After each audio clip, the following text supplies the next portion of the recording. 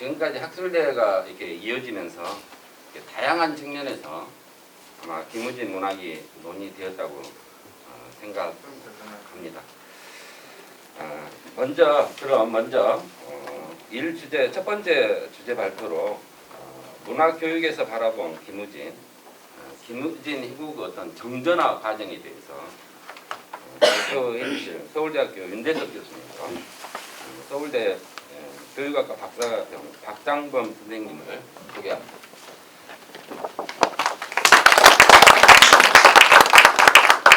저희들이 오늘 발표하려고 하는 것은 김우진 희곡의 정전화 과정입니다.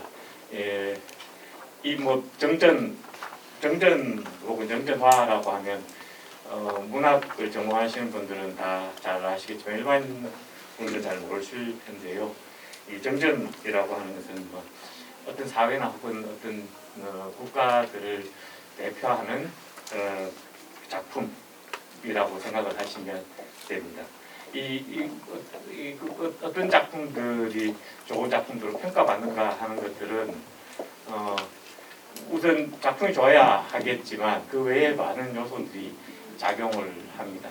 그것에 작용하는 것이 무엇인가 하는 것을 다루는 게 정전화 과정의 연구라고 할 수가 있습니다.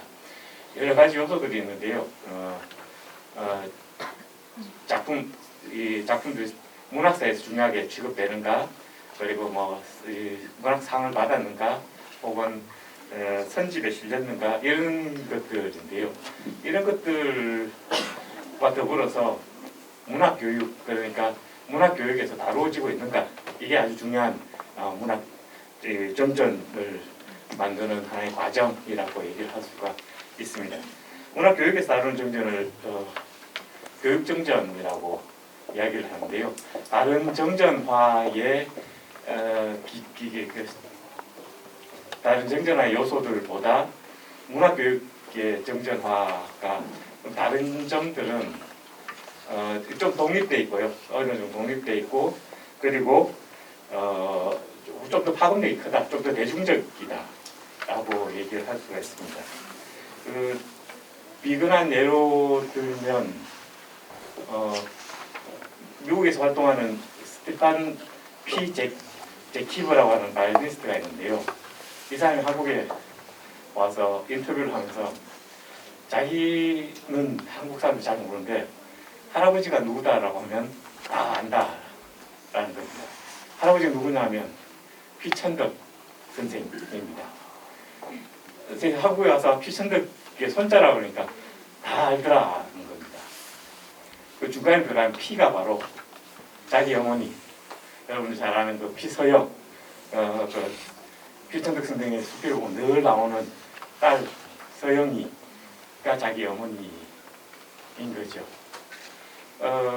이 문학사적으로 중요하게 평가받지 않는 작품이더라도 문학 교육에서 다루어질 때는 그 파급력이라는 것은 굉장하다고 할 수가 있습니다. 그 낙차를 또 잘 보여주는 작품들이 소나기 같은 작품들, 혹은 멜고 풀무렵 같은 작품들이 있지요. 그래서 문학교육에서 어떻게 다뤄지고 있는가라는 거 하는 것은 정전화 과정에서 굉장히 중요한 역할들을 한다고 할 수 있는데요. 그 가운데서 저희들은 어떻게 언급되고 있는가, 그러니까 문학사, 교육 문학사라고 하는 측면에서 어떻게 다뤄지고 있는가 하고, 작품들이 어떻게 다뤄지고 있는가라고 하는 것, 그리고 또 하나는 중요한 것들은 평가이죠. 평가라고 하는 건 시험 보는 것입니다. 시험이 어떻게 김우진 출제되는가, 이 세 가지 측면들을 다른 정전화 양상하고 동시에 보고자 한 것이 저희 연구의 출발이고, 어떻게 보면 귀결이라고 얘기를 할 수가 있습니다. 아쉽게도 평가에서는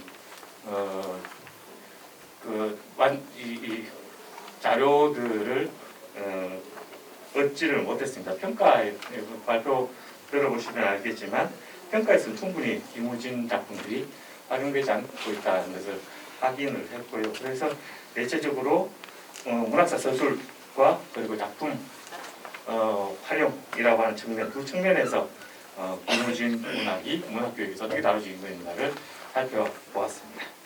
자, 여기까지가 제가 담당한 이 취지, 이 연구의 취지와 개요들을 말씀드렸습니다. 그러면 본격적으로 그 내용을 한번 들어보시죠. 네, 그러면 이제 발표 다시 재개하도록 하겠습니다. 먼저 두 번째 부분이 신극의 개척자와 고뇌하는 신문지 지식인 교과서의 문학사 서술에 대해서부터 말씀드리도록 하겠습니다. 저희가 조사했던 조사 범위 내에서는 김우진이 문학사에서 총 29번 언급된 것이 확인되었습니다. 화면에 나오는 표에서 확인하시는 것처럼 7차 교육과정까지는 김우진을 언급하는 횟수가 상대적으로 높았지만 그 이후로는 지속적인 하향세를 보이고 있습니다. 김우진에 대한 언급은 1차 교육과정 시기부터 확인이 되는데 1차 교육과정이라는 게 일제 이후에 긴급조치 시기 그리고 미분정 시대의 교수유목기를 지나서부터 최초로 사용된 본격적인 교육과정이라는 점에서 중등교육의 김우진에 대한 주목은 상대적으로 일찍부터 있었던 것으로 확인이 됩니다. 그런데 지금 여기 나와 있는 부분이 김우진을 언급하는 것의 전부인데요. 수록 작품을 수록하고 있지 않고 그냥 문학사에서 언급만 하고 있는 시기인 거라서 어떤 심파극을 극복하기 위한 근대극 정립활동에 관련 인물, 그래서 근대극의 개척자라는 포장 정도로만 김우진이 언급되고 있습니다. 그래서 작가로서의 김우진보다는 근대극과 관련된 신극운동가로서의 의미가 보다 선행해서 부여되고 있는 셈이라고 할 수 있겠습니다.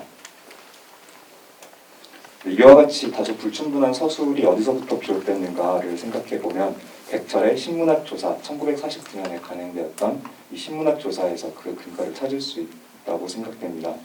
여기 보시면 나와 있는 것처럼 어떤 종류의 친파성의 작품을 창사하는 과정에서 서투른 대로 근대 희곡을 선출했다라는 식으로 평가가 나와 있는데요. 이는 백철이 문학 중에서도 자연주의 그리고 그 자연주의에서도 소설 작품, 즉 소설 문학을 우리 문학뿐만이 아니라 근대 문학 전체에서 가장 중요한 것으로 파악하는 데서 비롯됩니다. 그래서 소설의 주변 장르에서 근대성을 성취했다라는 이 근대극의 개척자라는 칭호는 성부성을 지니면서도 동시에 주변성을 갖고 있는 중의적인 명칭이라고 할 수 있겠습니다. 이때 또 생각해 봐야 되는 지점은 1차 교육과정에서의 교육 목표인데요. 국민국가 건설 주체로서 중견 국민의 능력이자 조건으로서의 교양이 강조되고 있는 것이 1차 교육과정 교육 목표의 특징이라고 할 수 있습니다.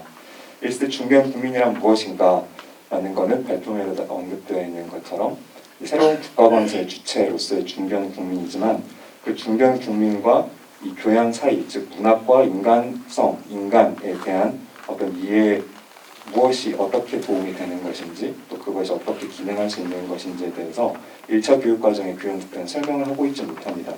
그랬을 때 국민국가를 인류 보편의 차원에서 당위적으로 제시하는 것이 1차 교육과정의 교육 목표이고 여기서 활용된 김우진이라고 할 수 있겠는데요. 그래서 1차 교육과정에서의 김우진은 선택과 배제, 중견 국민과 비중견 국민, 소설과 소설이 아닌 문학 이라는 선택과 배제에 의해서 물화된 추상적 지식으로서의 교양이라고 할 수 있겠습니다. 그래서 김우진에 대한 언급은 이 국민의 상이 군부 독재 시기를 거치면서는 훨씬 더 국가주의와 총력 안보에 협력하는 것으로 변화되면서 아예 김우진이 언급되지 않고 있습니다. 이는 교양으로서의 김우진도 허락되지 않았던 것이라고 볼 수 있겠는데요. 김우진이 다시 교과서에 등장하기까지는 이제 횟수로는 25년 정도 그리고 육공화국이 필요했던 것으로 보입니다. 그래서 5차 교육과정에서 김우진이 다시 교과서 문학사에서 언급되는 것을 확인할 수 있는데요.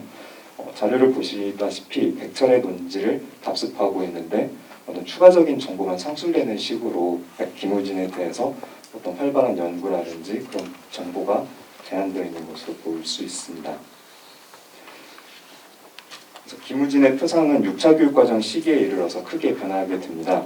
6차 교육과정에서 김우진을 언급할 때는 표현주의 그리고 일본 유학생이라는 이전과 크게 다른 지점들이 부각되고 있습니다. 이제 화면에 위에 있는 민문고 자료에서는 독일 표현주의를 포강했다라는 식의 서술이 보이고요. 아래에 있는 지학사, 변형인생 지학사 교과서에서는 일본 유학생, 도쿄 유학생, 동경 유학생 이런 식으로 언급이 되어 있습니다. 이와 같은 변화의 원인이 무엇이겠는가를 생각해 볼 수가 있는데요. 먼저 학술 연구를 들 수 있습니다. 이 표현주의라는 표제어로 집약되는 문학 또 희곡사적인 평가 그리고 연구들의 눈의 기적이 이러한 김우진에 대한 교과서 언급의 변화를 낳았던 것으로 확인이 되는데요. 대표적으로 이두현의 한국 신극사 연구, 그리고 김윤식과 김현의 한국 문학사 등과 같은 곳에서 김우진에 대한 보다 직접적이고 활발한 연구가 이제 교과서에 도입된 것으로 보입니다. 그것보다도 훨씬 더 사회 저변에서의 사회적 관심도 이러한 교과서에서 나타난 김우진 표상의 변화의 하나의 배경이 되겠는데요. 특히 인간 김우진에 대한 관심으로서의 동병 유학생이라는 측면입니다. 이를 확인하기 위해서는 80년대에 사회 전체적으로 진행되었던 김우진과 관련된 어떤 담론의 추이를 조망해 볼 필요가 있겠습니다. 먼저 관련 저서가 간행되었는데 서현우의 김우진 전집이 83년, 그리고 유민혁의 윤신덕 형전이 84년에 나왔습니다. 신문에서는 이를 광고하고 또 보도하면서 김우진과 윤신덕의 관계가 대중들에게 부각되기 시작했는데요. 보시면 나와 있는 것처럼 신문에서 85년 동아일보, 또 86년 조선일보 등에 대한 기사에서는 대중에게 김우진과 윤신덕의 관계가 어느 정도 상당 부분 인식되어 있던 것으로 확인할 수 있습니다. 그리고 김우진과 윤신덕의 관계에 대한 미디어화 역시 이러한 사회적 배경의 하나라고 볼 수 있는데, 윤대성이 희곡한 사회참미가 1988년 동아연극상에서 대상을 수상한 것, 그리고 김호선 감독의 사회참미가 마찬가지로 91년 청룡영화제 남우주연상과 여우주연상을 각각 수상했던 것도 김우진에 대한 대중적 관심사의 반영이라고 볼 수 있겠습니다. 그래서 교과서에서는 이를 반영하고 있는데 지금 여기 나와 있는 교과서는 지학사의 교과서로서 김우진과 윤신덕을 직접적으로 언급하고 있습니다.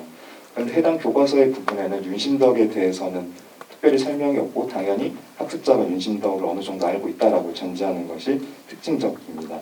이 역시 김우진과 윤신덕에 대한 사회적 관심사를 반영한 것으로 볼 수가 있겠습니다.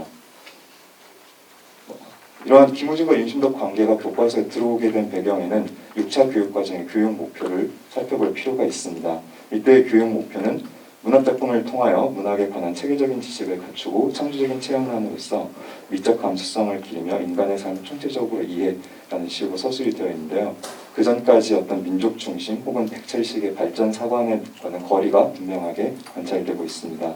제시되어 있는 교육 방법도 학습자가 부각이 되어 있어서 문학에 대한 흥미, 다른 작품을 이해하고 감상, 스스로 해석하고 평가하는 적극적인 자세, 구체적인 삶과 관련을 지어 생각해보기 등이라는 점이 특징적입니다.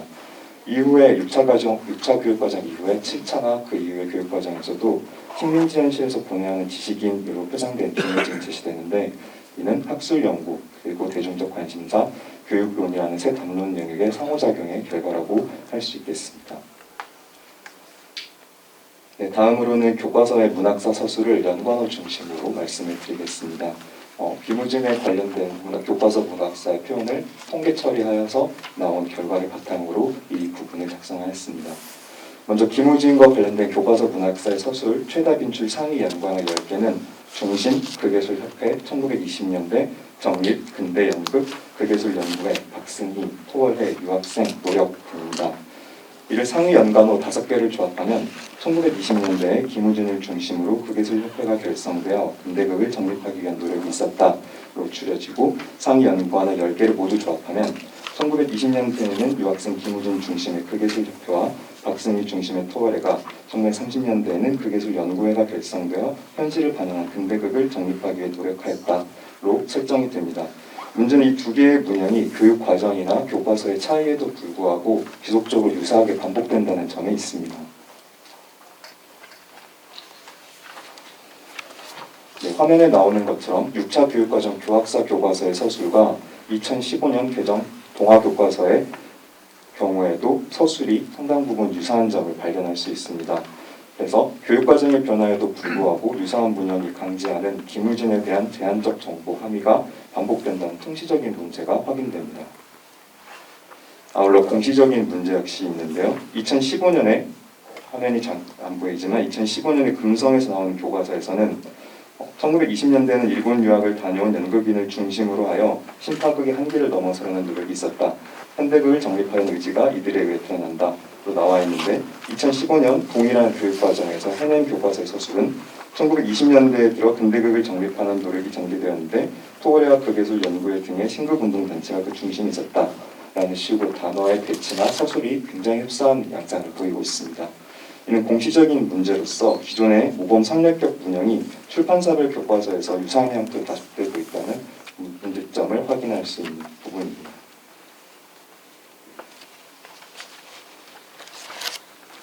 네, 다음으로는 김우진의 작품이 교과서에서 어떻게 수록되어 있는지를 설명드리겠습니다. 살아있는 문학과 죽은 지식, 교과서의 김우진 작품 활용 양상입니다.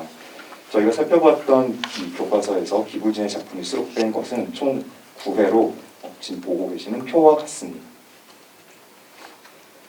그래서 5차 교육과정부터 김우진의 작품이 교과서에 본격적으로 실리기 시작하였는데요. 그럼 이때의 5차 교육과정의 목표는 무엇이었는가? 한국 문학에 관한 체계적인 지식을 습득, 민족 정서와 삶을 총체적으로 이해, 민족 문학의 발전에 이바지라는 식으로 한국 문학이란 곧 민족 문학이다 라는 식의 공식을 강조하고 있는데요. 이렇게 함으로써 5차 교육과정에서는 문학을 질서화하는 전통성을 확보하고 세계 문학에 대한 객관성 확보 주체로서 민족 문학을 제시하고 있는 것이 확인됩니다. 이랬을 때 교육과정 목표와 교과서 학습 목표 사이의 괴리가 발생하게 되는데요. 지금 김우진의 작품이 실린 한생 교과서에서 작품 학습 목표를 제시하고 있는 것은 갈등 구조에 대한 이해, 희곡사적 파악, 한국 문화의 특성에 따라 이 작품을 감상한다라는 식으로 사실상 민족 문학의 중요성, 한국 문학은 민족 문학이라는 식으로 제시하고 있는 교육과정에서의 목표와 실제 교과서의 목표가 완전히 불일치하고 있는 것을 확인할 수 있습니다. 네, 이렇게 민족 정체성을 강조한 텍스트로서의 산페이지가 제시되어 있는 것인데요. 지금 여기 나와 있는 것은 교과서에 수록된 작품의 말미에 있는 어떤 학습자에게 제공된 작품에 대한 엔솔로지격인 서술입니다. 이랬을 때 동학농민운동에 의해서 설명되는 인물 그리고 식민지 지식인의 고뇌에만 국한된 작품 활동했던 것으로 평가되는 작가 그리고 현대극으로의 발전 과도기 작품이라는 교과서 서술에 의한 독자의 학습이라는 식으로 인물, 작가, 독자가 민족에 의해서 연결되고 있습니다. 이는 거대 주체 성립에 일조하는 이데올로기의 자료로 소용된 왜곡된 정전으로서의 김우진 작품이라고 할 수 있겠습니다. 다음은 6차 교육과정입니다. 6차 교육과정에서는 아까 교과서 문학사 서술에서도 말씀드렸던 것처럼 김우진의 상이 상대적으로 다양해졌던 것을 했었는데요. 교과서에 수록된 작품 역시 마찬가지입니다. 6차 교육과정의 목표가 한국과 민족이 축소되고 문학의 본질과 기능, 문학작품의 이해와 감상, 한국 문학과 세계 문학의 상세화가 발생하게 되면서 작품의 수록 단원도 문학사만 있는 게 아니라 동극 문학의 이해 단원으로 이동이 되어 있습니다. 그래서 대표적으로 교학사의 신 3페이지 같은 경우에는 이해와 감상에 대한 어떤 학습자를 도움을 주기 위한 옆에 보시는 것처럼 작품 옆에 날개에 이해와 감상의 쪽글을 제시하거나 그것과 관련된 학습 활동을 제시하는 식으로 이를 활성화를 하고 있고요. 그리고 지학사에 수록된 3페이지의 경우에는 표현주의적 성격 및 작가 개인사를 제시함으로써 학습자에게 조금 더 친화적이고 그리고 김우진의 작품을 보다 다양하게 활용하기 위한 노력들을 보이고 있습니다.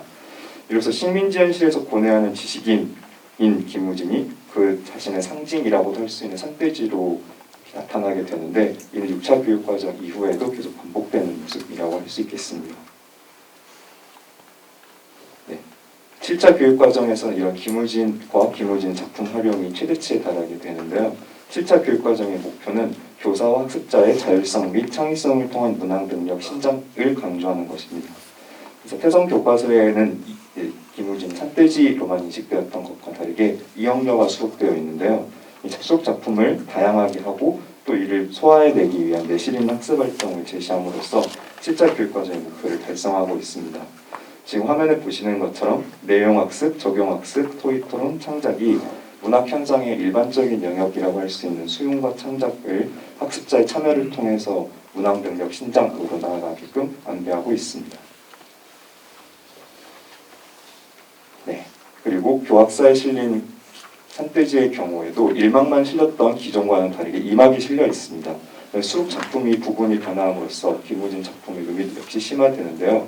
최원봉과 갈등한 여성들, 최주사댁, 최영순, 원봉인의 모습을 제시하면서 당시 여성들의 식민지라는 현실에 대한 대응을 제시하고 있습니다. 이는 기존 문학교육의 장에서 표상된 식민지 현실에서 고뇌하는 남성 지식인, 또 그것이 산대지로 나타나는 기무진을 해체하고 기무진의 표상에 이영역 및 여성을 포함시킴으로써 기무진 작품을 근대적 주체가 어떻게 식민지 현실에서 갈등을 겪고 이에 대처하는가를 형성하는 문제적인 것으로 확장하고 있습니다. 네, 그리고 가장 최근이며 현행 사용 중인 2015년 개정 교육과정을 살펴보겠습니다. 2015년 교육과정에서는 기무진 작품이 모두 문학사에 수록되어 있는데요. 2015년 교육과정의 문학사 관련 성취 기수는 보시는 것처럼 학습자의 주체적인 참여와 주도적인 학습을 강조하고 있습니다. 그리고 기무진 관련 연구 역시 축적되었고 사회적 관심도 또한 지속되고 있습니다. 대표적으로 민족문학사 연구소에서 가능한 세민족 문학사 강좌, 또 한국극예술학회에서 가능한 한국현대극작가론 총서 제1권이 기무진인 점, 그리고 아까 말씀드렸던 것처럼 뮤지컬이나 드라마 등에서도 기무진에 대한 사회적 관심이 지속되고 있었습니다. 하지만 그럼에도 불구하고 현행 2015년 개정 교육과정에서는 작품보다 시대 파악에 집중하는 그런 양상을 보이고 있는데요. 비상교과서에 수록된 산돼지의 경우에는 이 발표문에는 누락되어 있지만 산돼지의 사파보다도 이 동학농민운동의 사파가 훨씬 더 크게 전면부에 배치가 되어 있습니다. 그래서 동학농민운동에 더욱 초점을 맞추고 있는 것이 분명하게 확인되는데 실제로는 작품에 수록된 대목과 이 동학농민운동의 장면이 불일치하고 있습니다. 이런 점에서 봤었을 때 기무진에 대해서 학습자가 1920년대를 이해하는 어떤 자료 정도로서만 산돼지가 사용되고 있는 것을 확인할 수 있습니다. 여기 수록된 학습 활동도 마찬가지로 오늘날의 학습자가 기무진 어떻게 의미화할 것인가에 대해서는 물어보지 않고 단지 그 시대는 어떻을까 정도로 그치고 있는 모습입니다. 학술 연구 및 사회적 담론과의 상호작용을 상실한 결과라고 할 수 있겠습니다. 네, 마지막 결론입니다. 살아오는 기무진을 위해 이 결론 부분에서는 앞에서 있었던 내용을 먼저 요약드리겠습니다. 첫째, 교과서 문학사에서 기무진은 식민지 현실에서 고뇌하는 지식인으로 정형화되어 일관된 서술로 언급되고 있습니다. 둘째, 교과서 수록 작품을 통해 기무진의 다양한 교육적 가능성이 발견되었으며 이는 산돼지로 상징화되어 제시되었습니다. 셋째, 7차 교육과정을 기점으로 중등교육에서 기무진의 의미와 표상의 입체성을 탈각하여 평면화된 것으로 확인됩니다.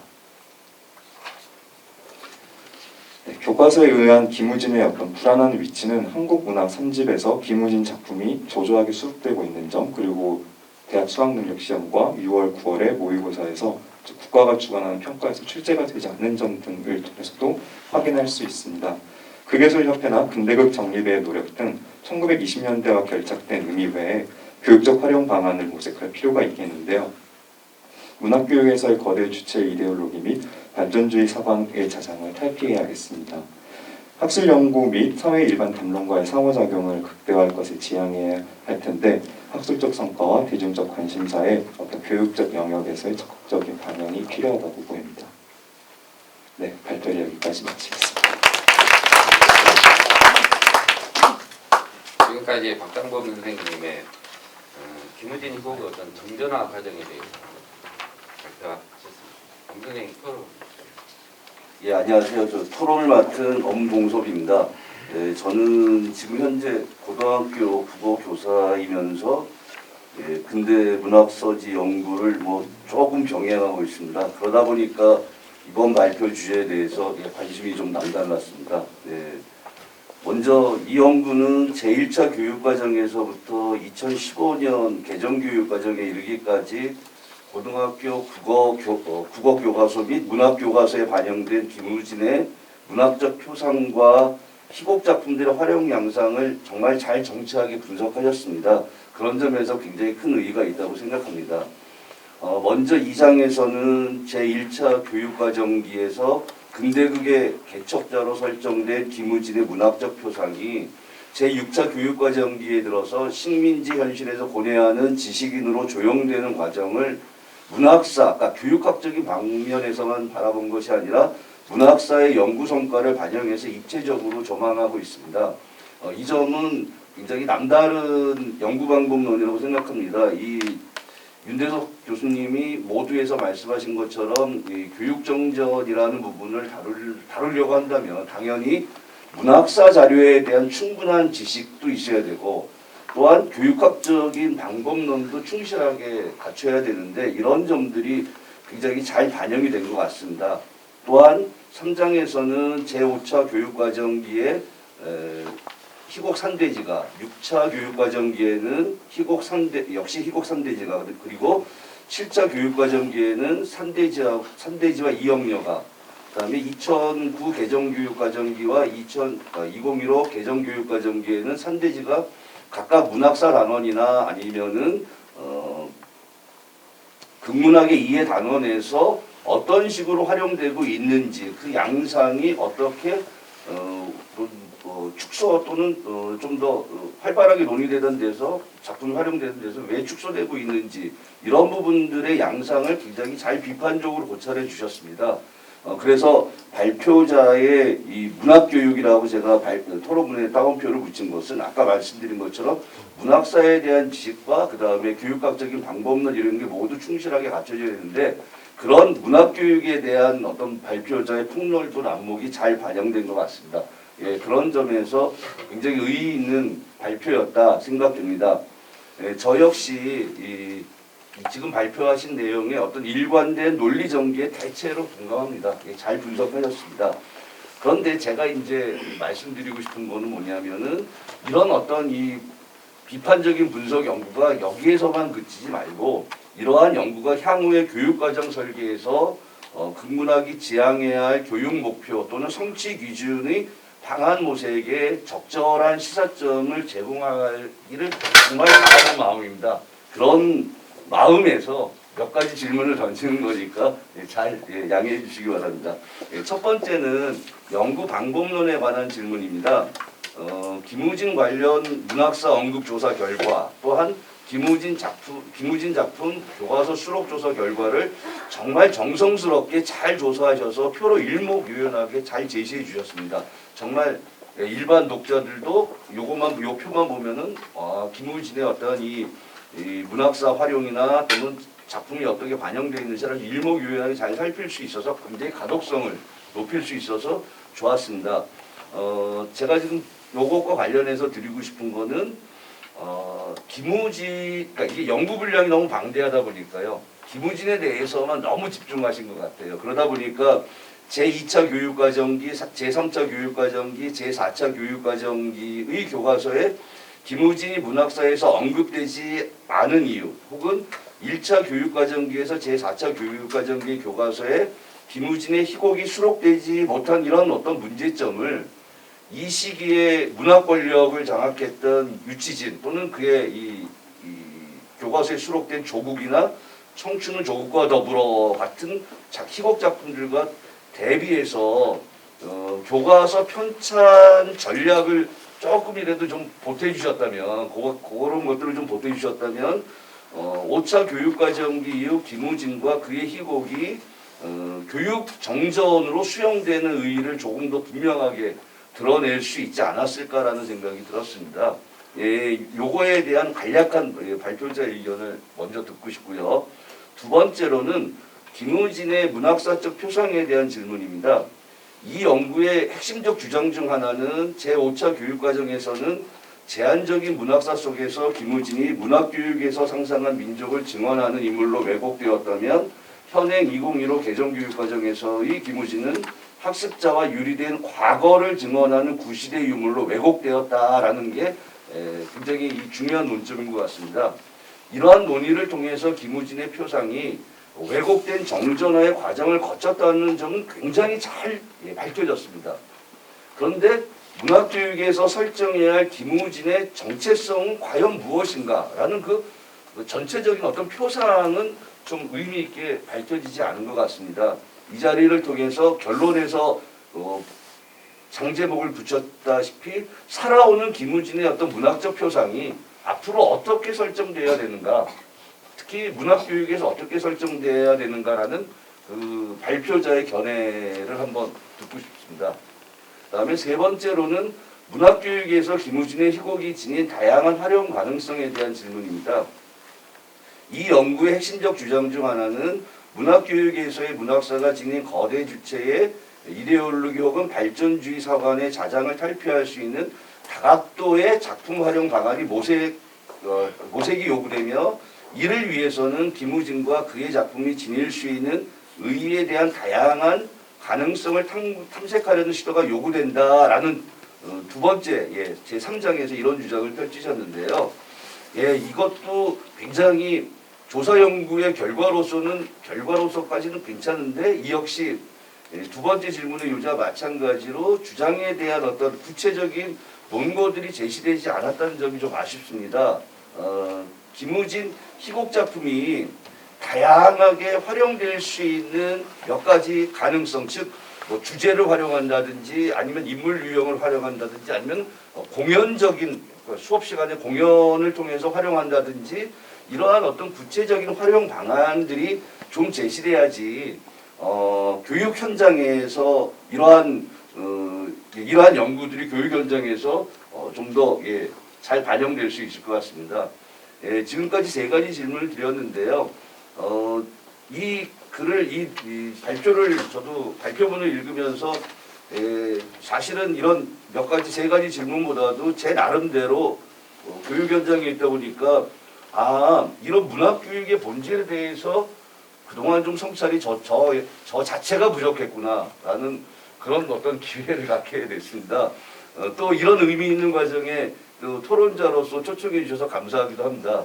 근데 마지막으로 제가 이런 질문을 던진 가장 중요한 이유는 이 연구가 정말 고생스럽게 잘 진행됐다는 것을 제가 글을 읽으면서 느꼈습니다. 그러니까 이런 연구가 그냥 여기서 그치는 게 아니라 향후에 교육과정 설계에 정말 적절한 시사점을 제공했으면 좋겠다라는 마음은 이 글을 읽는 동안에 계속 가졌습니다. 그러니까 이런 어떤 세 가지 질문이 약간 보완할 지점이지 뭐 잘못되었다라는 건 아니니까요. 이런 거에 대한 제 질문에 대해서 좀 간략하게 그 어떤 이 기획하고 계신 후속 연구라든지 기획하고 계신 연구의 방향성 뭐 이런 정도로 답변해 주시면 감사하겠습니다.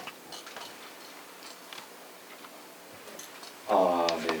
사실 제가 제 학계에서 처음 발표하게 되는 건데 그래서 이제 선생님께서 굉장히 많이 칭찬도 해주시고 격려도 해주셔서 부족한 글인데 과분한 칭찬을 드린 것 같습니다.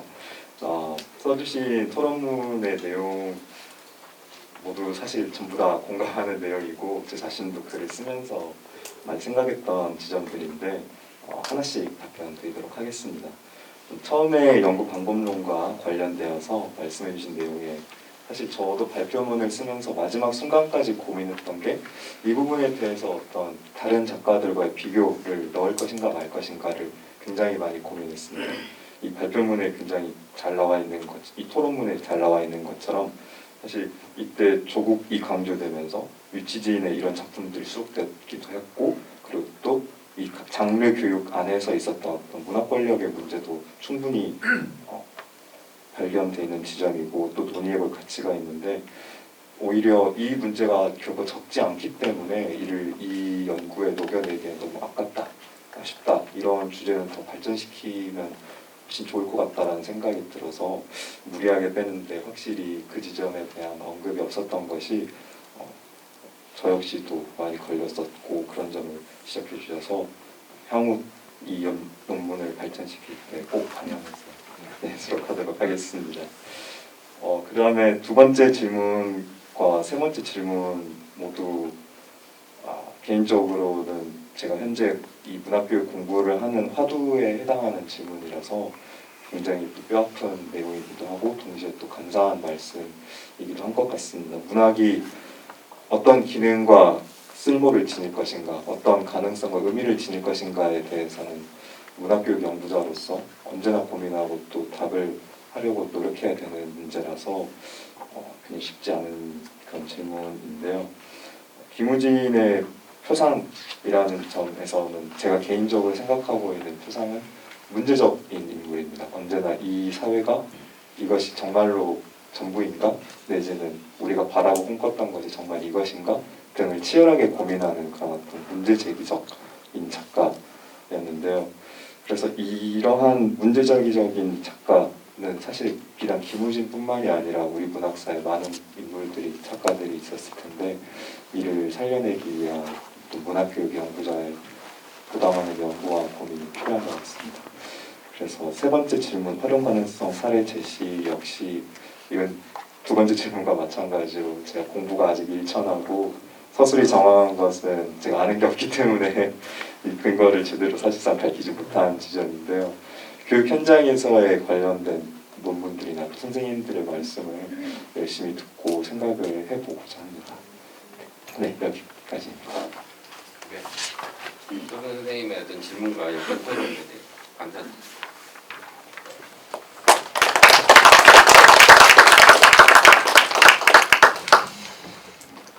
네, 그럼 두 번째 발표, 두 번째 주제 발표를 해주실 조선대학교 이동순 교수님을 모시겠습니다. 이동순 교수님은 김은진의 동경 학우들과 문학의 사상적 초대라는 주제로 발표를 해주시겠습니다. 토론은 강원대학교 유춘동 교수님께서 해주시겠습니다. 박수로 맞으시죠. 김우진의 유학생 시절에 관련했던 특히 일기에 등장하고 있는 인물들이 누굴까? 제가 전체적인 연구사 검토나 그리고 김우진 전집을 처음부터 끝까지 몇 번을 독파해야 논문을 쓸 수 있는데 그러지 않은 상태에서 아주 미시적인 부분만 다루게 되었다는 것을 미리 양해 말씀을 드리면서 이제 이 내용에 대해서 간단하게 제가 말씀을 드리고자 합니다. 말씀드린 것처럼 김우진은 그동안 알고 계시다시피 윤심덕과의 관계 안에서 많은 사람들이 대중적으로 소비되었고 윤심덕 그러면 김우진을 기억하게 되고 당연하게 마지막 삶이 극적이었기 때문에 더 그런 측면도 있습니다. 저는 이제 그런 부분 그리고 아버지 김성교와의 갈등의 국면들 이런 국면들하고 전혀 상관없는 김우진이 일본 유학 중에 특히 와세다 대학 시절에 썼던 일기를 중심으로 해서 그 속에 등장하고 있는 이 사람들이 누굴까? 같이 이렇게 돌아다니고 같이 술을 마시고 그리고 많은 이야기들을 나눴다면 문학 정신이나 어떤 사상적인 토대를 마련하는데 중요한 역할을 했었던 사람은 아닌가? 그래서 그 부분에 관해서만 오늘 말씀을 드리려고 합니다.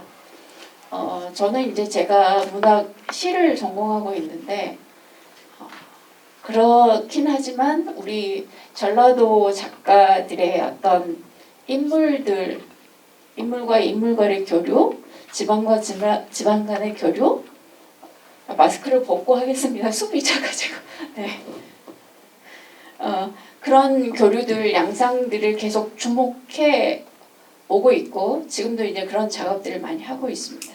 그것이 이제 김우진을 들여다보게 된 동경학우들을 들여다보게 된 어떤 결정적인 건데요. 제가 그 가계도와 관련해서 전부 다 주변에 사돈들까지 말씀드릴 시간은 없으니까 일단 친구들과 관련한 곳에 초점을 맞추어서 말씀을 드리도록 하겠습니다.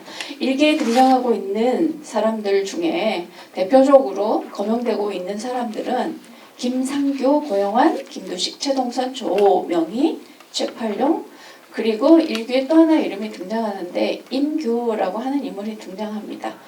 이 중에서 오늘은 김상규, 고영환 그리고 최팔룡에 관한 그 부분의 일기들을 제가 여기다 옮겼고 고영환이 누굴까 같이 김우진이 김상규하고 그 고영환이 머물고 있는 하숙집에 찾아갔다. 거기 가서 무슨 이야기를 나눴다. 이런 얘기들이 등장하는데 그럼 고영환이 누구지? 김우진이가 고영환을 찾아갔다면 고영환은 또 김우진한테 중요한 인물이었겠다. 이제 아주 단순한 저의 출발이 그렇게 시작이 되었던 것인데 고영환에 대해서는 많은 누군가의 연구라든지 이런 게 전혀 있지는 않아요. 저는 알고는 있었거든요. 그리고 이제 유학 생활했고 나중에 광주에서 언론인 생활을 했고 이런 대략적인 것들은 파악을 하고 있었고 그렇지만 이제 김우진안의 연관성이 있는 인물이다라고는 전혀 생각을 하지 못했었습니다. 일단 그래서 이제 향후 저는 고영환에 대한 개별적인 연구를 진행할 예정인데 쓴 글이 굉장히 많고요. 고영환은 학지광의 편집부 부원으로 이제 학지광은 동경 유학생들의 기관지였습니다. 편집부원으로 하부의 임원으로 활동한 그런 기록들이 보이고 그 시기 김우진과의 교류 특히 일기에 많이 등장하고 있던 그 시기의 글들은 제가 거기다 몇 편을 제목만 옮겨놨는데 우리 반도 여러분들에게 그러니까 이제 자식 교육을 시키라는 내용의 글입니다. 적극적으로 교육을 시켜야 우리나라가 앞으로 이제 변화될 수 있다라고 하는 내용들이고 사귐의 어려움 이건 교육은 아무래도 유학 가서뿐만 아니라 개인적인 관계를 다 켜놓고 지내는 단계까지 가려면 그것이 어렵다라고 하는 이야기들이고 그 다음에 이제 좀 중요하게 볼 것이 데모크라시의 의의라고 하는 거죠. 그러니까 우리가 데모 했었던 그 데모가 맞는데 이제 혁명이라고 하는 그 관점으로 좀 바라볼 필요가 있겠습니다. 그래서 어떻게 혁명이 전개되었는지 서양의 이야기들 이렇게 쓰고 있고요. 그리고 이제 그 시기 잠깐 지나서 21년 되면 동경 유학생들이 순회 강연단을 꾸려서 3년에 걸쳐서 전국 순회 강연을 하거든요. 그 강연단의 일원으로 순회 강연을 했었던 인물입니다. 그리고 이제 유학이 끝나고 돌아와서는 휘문고보 교사로 잠깐 있다가 동아일보 신문사의 기자로 또 활동을 합니다. 그러니까 제가 끝까지 다 추적해서 말씀을 드리지는 못하지만 나중에는 동광신문 광주에서 발행된 신문의 기자로 그리고 광주학생 독립 운동사를 또 정리하기도 했고 이런 인물들입니다. 그래서 김우진이 어떤 사상적인 토대, 인간 어떤 교류 그리고 어떤 문학적인 지향들을 요 시기에 고영환과 함께하고 있구나. 그게 이제 일기에 일일이 좀 기록이 돼 있어서 제가 옮겨놨으니까요. 자료집 참고하시면 될 것 같습니다. 그리고 두 번째로 등장하고 있는 인물이 바로 책팔룡인데요. 책팔룡은 28 독립선언은 우리 기억하시죠? 근데 책팔룡이 누군지는 잘 모르시죠? 그리고 사실 일찍 30년대에 일찍 세상을 떠났기 때문에 그에 대한 연구도 없습니다. 없고 그리고 이제 대표적으로 이름을 올리고 있는 것이 조선청년 독립단 28을 준비하는 과정에서 대표자 이름에 거명을 명단에 올라가 있는 것이 큰 그 역사성 안에서의 가장 크게 부각되어져야 할 부분인데 이번에 대한 개별 연구는 진행된 것이 없고 그런데 이 사람이 도대체 누구이길래 김우진은 28 이후에 감옥에 갇혀 있는데 항소를 진행하는 그 자리에도 빠지지 않고 가고 감옥에 면회를 가고 그렇습니다. 그러니까 이제 보이지 않는 이들의 어떤 끈끈한 관계가 있을 터인데 그것이 무엇일까? 이제 저는 아주 그런 단순한 출발점들. 근데 책팔룡이 고려공산 청년의 활동을 또 하기도 하고 했었던 인물이다라고 하는 점에서 사상적인 교류가 정신적인 교감이 아주 잘 이루어진 인물이었을 것이다. 그러니까 그 일본인이 썼던 그 김우진을 기억하는 글 중에 그런 대목이 있죠. 김철진하고 달라서 김우진은 굉장히 소극적이고 순진하고 내성적인 사람이었다. 그런 내성적인 사람이 일기를 통해서 보면 격한 감정을 토로하고 있기도 하고 그리고 동경 감옥을 찾아다니고 그리고 재판이 열리는 자리에 빠짐없이 참석하고 있는 모습은 그냥 간과할 수 있는 부분은 아니라고 생각이 되었습니다. 이후에 책팔룡은 감옥 생활을 이제 형기를 마치고 나와서 졸업을 하고 귀국을 해서 학교에 잠시 있다가 한성도서관도 근무도 하고 또 이제 일찍 세상을 떠나게 되죠. 그래서 우리들의 어떤 역사성 안에서도 자연히 사라지고 28 청년 조선 청년 독립단의 이름을 올리고 있고 뭐 그 정도로만 지금 또 28도 3.1 운동에 비해서 많은 연구가 되어 있는 것도 아니고요. 그런 측면에서 책팔룡과의 어떤 깊은 교류들 이런 것들이 있었을 것이다. 그렇게 봐집니다. 그리고 거기에 이제 4월 1일자 이렇게 계속 감옥을 왔다 갔다 면회도 다니고 방청도 하고 항소원에도 다니고 그리고 4월 1일자 일기가 이제 피로와 우울 때문에 나는 당분간 일기를 쓰지 않겠다라고 하는 그 일기의 대목이 있거든요. 근데 이제 단순히 이 채팔령 때문이 아니라 그 이후에 또 이제 국내의 정세가 어떻게 돌아가고 있는지도 일기에 세세히 기록되어 있습니다. 그 뒷부분 이야기하면서 또 말씀을 드릴게요. 그리고 세 번째 인물이 김상규입니다.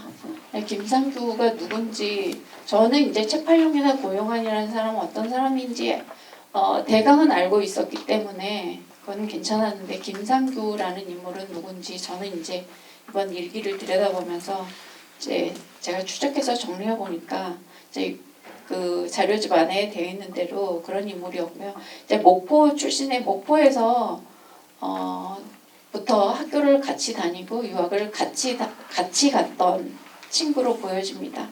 왜냐하면 그 시기에 썼던 한 편의 글은 동아일보에 게재된 글 빼놓고 그 이후의 활동들을 보면 무한목포, 무목 청년회, 무한목포 예전에는 목포보다 무한이 훨씬 더 컸잖아요. 무목 청년연합회 임시집행부 그리고 이후에 이제 또 여러 단체들 노동 단체들을 비롯해서 신간의 그러니까 목포 서기장을 지냈던 인물이니까 목포에서 여러 진보적인 단체 활동을 했던 인물입니다.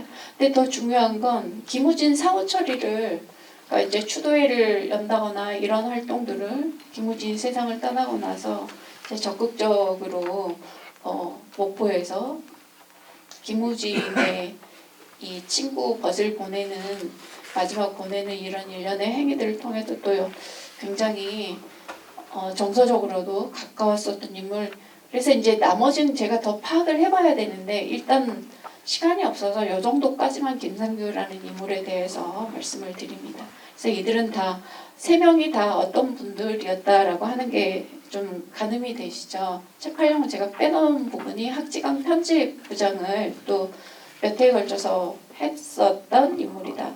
그 다음에 국내의 정세 변화, 변동이 예의주시하고 있고 신문 보도 기록들도 일기에 다 기록하고 있습니다. 국내의 신문뿐만 아니라 그리고 국내에서 들어온 편지에 어떤 내용이 들어있었다. 그리고 일본 신문에 지금 어떻게 보도되고 있다. 국내는 어떻다. 고종이 승하하셨다. 그래서 이런 것들에 대한 본인의 심경이나 이런 것들이 일기에 그대로 기록이 되어 있거든요. 그러다가 그 지점에 이런 게 있습니다. 4, 5년을 일본 문자로 일기를 기록하여 오던 나의 일기가 이제는 본국의 언어로 그동안에 별 인식 없이 그냥 무의식적으로 일본 문자로 일기를 기록했는데 이후에는 이제 나는 국문으로 일기를 쓸 것이다. 쓰고 있다.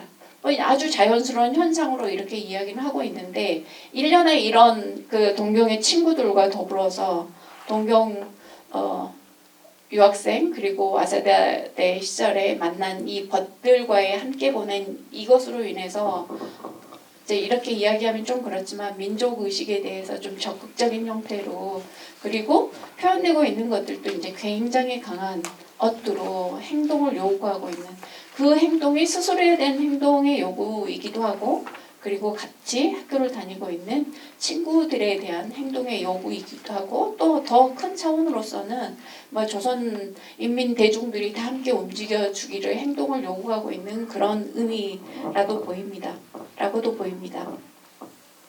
3월 7일자 같은 경우는 이제 서울에서 3.1 만세 운동이 일어난 이후의 기록들 중에 일기 일부분의 마지막 제가 옮겨놓은 곳에 45페이지에 보시면 전 민조가 일어나자 그 구절 보시면 앞에 이제 어떻게 행동하고 활동하자라는 기록들도 있고 일기예요. 그러면 본인도 그렇게 하겠다라는 의지가 이 일기 속에 그대로 반영이 되겠다라고 할 수 있고 그것들이 이제 나중에 조선지광의 이광수류의 문학을 매장하라. 그러니까 나라의 현실이 이런데 우리가 교양을 그리고 계몽이라고 하는 관점에서가 아니라 실제로 이제 어떤 거국적인 변화, 문학의 변화도 있어야 된다. 그리고 이제 다른 쌤 글들에도 계급 문학과 관련한 글들도 있고 하는 맥락에서 보면 확실히 어떤 변화의 지점들이 이 시기에 어떤 사상적인 토대나 또 문학적인 사상의 토대를 이 시기에 거의 확립해 가지 않았나, 그것이 일기다라고 저는 그렇게 봤고요. 그 다음에 이제 고학생 동호회의 순회 강연단입니다. 고학생 동호회가 이제 여러 제가 많은 논문은 보지 못했는데 구체적으로 이 순회 연극단 동호회가 어떤 동호회냐, 이제 주체는 고학생 동호회라고 돼 있습니다. 돼 있는데 구체적으로 그 동호회가 누구냐, 저는 이제 요 쫓는 과정을 그 이전에 이미 좀 일부 한 것들을 토대로 해서 여기에 제가 간략하게만 옮겼습니다. 노동동지회가 1917년에 먼저 결성이 돼 있다가 큰 활동 없이 해체됩니다. 그리고 다시 조선고학생 동호회가 결성이 되죠.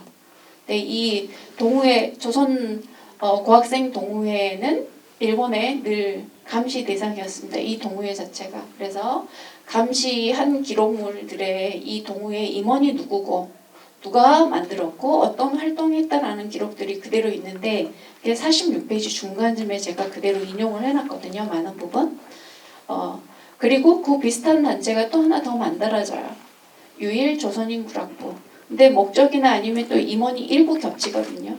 그래서 유일 조선인 구락부는 조선 고학생 동호회로 흡수되는 것으로 보입니다. 임원이 겹치고 있고 처음에 출발의 어떤 목적성도 비슷하고 그래서 이제 이 조선 고학생 동호회를 중심으로 해서 이 고학생 가난해서 아르바이트를 하면서 구두 닦기를 하고 우유 배달을 신문 배달을 하는 이 조선 유학생들을 돕기 위해서 유한 목적으로 이 순회 강연단이 꾸려지게 돼서 국내 순회 강연을 하게 된 것이죠. 이제 일부 그것들을 보여주는 마예송 여자 역을 담당했었던 마예송의 나중에 이제 아동문학가로도 활동하는데 그분이 쓴 글들에 이제 그런 것들이 있죠. 우리는 이런 목적으로 고학생들을 돕기 위한 목적으로 이 순국단을 꾸려서 활동을 하는데 이 고학생 동호회 멤버들이 다 가난한 사람들은 아니다. 그러니까 이 순회 강연단을 이끄는 사람들이 다 가난한 사람들은 아니다라는 거죠. 그러니까 부유층 자제도 있고 김우진처럼 그리고 그냥 집에서 학비 정도는 조달해서 쓰는 다닐 수 있는 그런 사람들도 있었다라는 것을 의미하는데 그동안에 이제 검역이 되지 않았던 사람 중에 제가 여기다 옮겨놓은 사람 중에 현덕신이라는 사람이 있습니다. 동경여자의학전문학교 졸업생인데요. 그러니까 1회 졸업생이 이광수의 부인이고요. 그래서 동경에 유학을 다녀온 첫 번째 여자 의사 허영숙 맞나요? 허정숙, 허영숙 자꾸 헷갈려서요. 예. 그리고 두 번째 정소재를 비롯해서 세 번째가 이제 의사 면허를 가지게 된 세 번째 졸업생이 바로 현덕신인데 누구냐? 이 말씀드렸던 조선 고학생 동호회 임원이었습니다. 네, 28 독립선언의 뒤에 그 선언 준비 자금을 40원을 댄 사람이고요. 이제 전달책은 김마리아가 담당을 했습니다. 네, 현덕 씨는 이화학당을 졸업한 사람이에요. 그리고 28 독립선언 그 현장에 있었고 다음에 3.1 운동을 1주년을 기념하기 위해서 히비아 공원의 만세 운동에 또 참여해서 피체되는 일련의 과정들을 겪었던 사람입니다. 그의 오빠 현석칠도 목사였는데 유관순의 오빠와 함께 공주에서 같이 또 피체가 되었죠. 공주에서 독립운동 준비를 했다라는 혐의로. 그리고 더 이제 약간 빗나간 이야기지만 윤동주가 묻혔던 그 묘역에서 마지막이 발견이 됩니다. 이분의 이제 그 사후에 어떻게 돌아가셨는지 전혀 몰랐다가 감리교단에 의해서 우연하게 거기서 묘지를 발견하게 되었던 것이죠. 지금 현충원에 와 계시고 모셔왔습니다. 거기에서도 목회 활동을 하시면서 민족운동을 하셨던 분이에요. 현덕 씨는 이제 조선에 와서 의사를 하고 그리고 근후에 중앙집행위원을 비롯해서 국내 와서도 어떤 여성운동에 큰 획을 긋게 되죠. 근데 여성운동사에 빠져 있는데 YMCA 첫 해 회장입니다. 초창기 조직적으로 갖춰지기 이전에 회장이었던 인물이다. 그래서 이제 동우회 왜 30명의 이 30명 중에 한 명은 제가 처음으로 밝힌 셈이에요. 어떻게 알게 됐냐면 그 사진, 기념 촬영한 사진을 통해서 익숙한 인물이 보여서 알게 되었고요. 네, 현덕 씨는 올해 3월 1일자로 제가 자료 조사를 마쳐가지고 독립유공자로 올해 3월 1일자로 되신 분입니다. 이런 분들과 함께 하였다라고 하는 것, 그리고 본인이 이제 김우진 선생이 학지광에 썼던 글 중에 그게 있었죠. 근데 제목이 생각이 안 나네요. 소위 근대 극에 대하여 이때 편집장은 하구의 기관지 이 학지광의 편집장은 최원순이었고요. 현덕신의 남편이 됩니다. 저 국내로 돌아와서 이분도 역시 3월 1일자로 독립유공자로 제가 자료 조사 다 해서 이렇게 해서 지정이 됐습니다. 이런 분들과 함께 움직였다라고 한다면 김우진이 아버지와의 갈등 그리고 본인의 어떤 사상적인 갈등 이것들이 이 시기에 이제 극명하게 많은 부분 혼란스럽게 작용하고 있었다라고 보여지고 저는 이제 이번에 이 글을 쓰기 이전에 들여다보면서 기억이 정말 살기 힘들었겠다. 처갓집은 대대로 내려오는 뛰어난 유학자 집안이었고 그리고 아버지 그러니까 이제 친가도 역시 다 그런 집안의 경제적인 부까지 가지고 있었는데 시대적으로 당신한테 요구하는 건 너무 많은데 본인은 이제 이런 끊임없이 세계의 정세가 어떻게 돌아가고 있는지 이 변화의 지점들 한가운데 있었기 때문에 그 시대를 사는데 그냥 한마디로 어떻게 살았을까 그 시간을 저는 이 글을 쓰기 훨씬 전에 읽었을 때 그런 생각만 했었거든요. 이 인물들과 만나는 지점에서 그런 생각이 조금 더 강해지게 되었고요. 그 다음에 동생에 관한 이야기는 살짝만 하겠습니다. 시간이 없으니까. 동생이 김철진이죠. 김철진은 어떤 사람인가? 간단하게 말씀을 드리면 1935년에 호남평론이 나오는데 그 호남평론은 발간인이죠. 그 이전에 이제 전남평론, 목포평론을 이어받아서 이제 호남평론으로 바꾸고 필진이 바뀌고 일부는 같고 호남평론의 발행인이었습니다. 그 이전에 김우진 사후에 그는 어떤 활동을 했냐? 그게 50쪽에 있습니다. 김우진과 이제 구마모토에서 같이 하숙을 하다가 형은 동경으로 본인은 경도로 가서 다른 전공을 하게 되면서 일단 요게 갈리는데 졸업하고 그 이제 경도에서 학교를 다니던 시절에 정지용과 가까웠고 그래서 정지용에 관한 그리고 출판 기념회를 참석했다라고 하는 그 기록을 제가 이제 덧붙여 넣었고 김우진이 적극적인 형태로 사회주의 활동을 실제로 옮기거든요. 의열단에서 활동을 하고 그리고 조선공산당하고 고려공산 청년회 적극적으로 활동을 해요. 그래서 신문 지면에 이 용수를 쓰고 있는 그 지면도 있습니다. 그리고 압송되어가는 과정. 네, 이 김철진에 대한 연구는 개별적으로 철저한 연구가 필요한 상태예요. 그래서 일단 김우진의 동생 김철진이 아니라 김철진 그 자체로서 굉장히 역사성 있는 인물이고 특히나 목포의 사회주의 단체뿐만 아니라 청년단체를 실제로 다 움직이고 그리고 이 호남평론을 보신 분은 아시겠지만 거기 안에 담겨있는 글들이 굉장히 많이 김철진이 많은 지면을 채워요.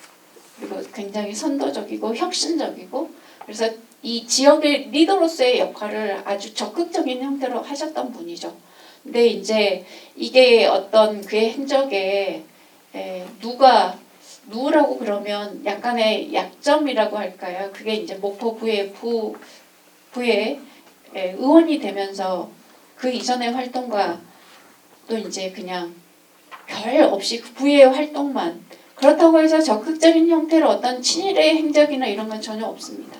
그래서 저는 그런 의미에서 보면 여러 차례 옥고를 치렀던 인물이기 때문에 저는 이제 이 자료 조사를 토대로 해서 독립유공자 신청을 할 필요가 있다고 생각이 됩니다. 혹시 여기 유족 관련한 분이 오셨다면 그걸 저는 적극적으로 도와드리겠다는 말씀을 약간 덧붙이고요. 그래서 이제 제 이야기는 총 다시 정리하면 김우진의 생애사에서 다뤄주고 있지 않았던 인물들을 중심으로 해서 학우들과의 교류 관계 보면서 저는 소심하고 그리고 낯을 가렸던 인물 김우진은 아니라는 생각을 확실하게 하게 되었습니다.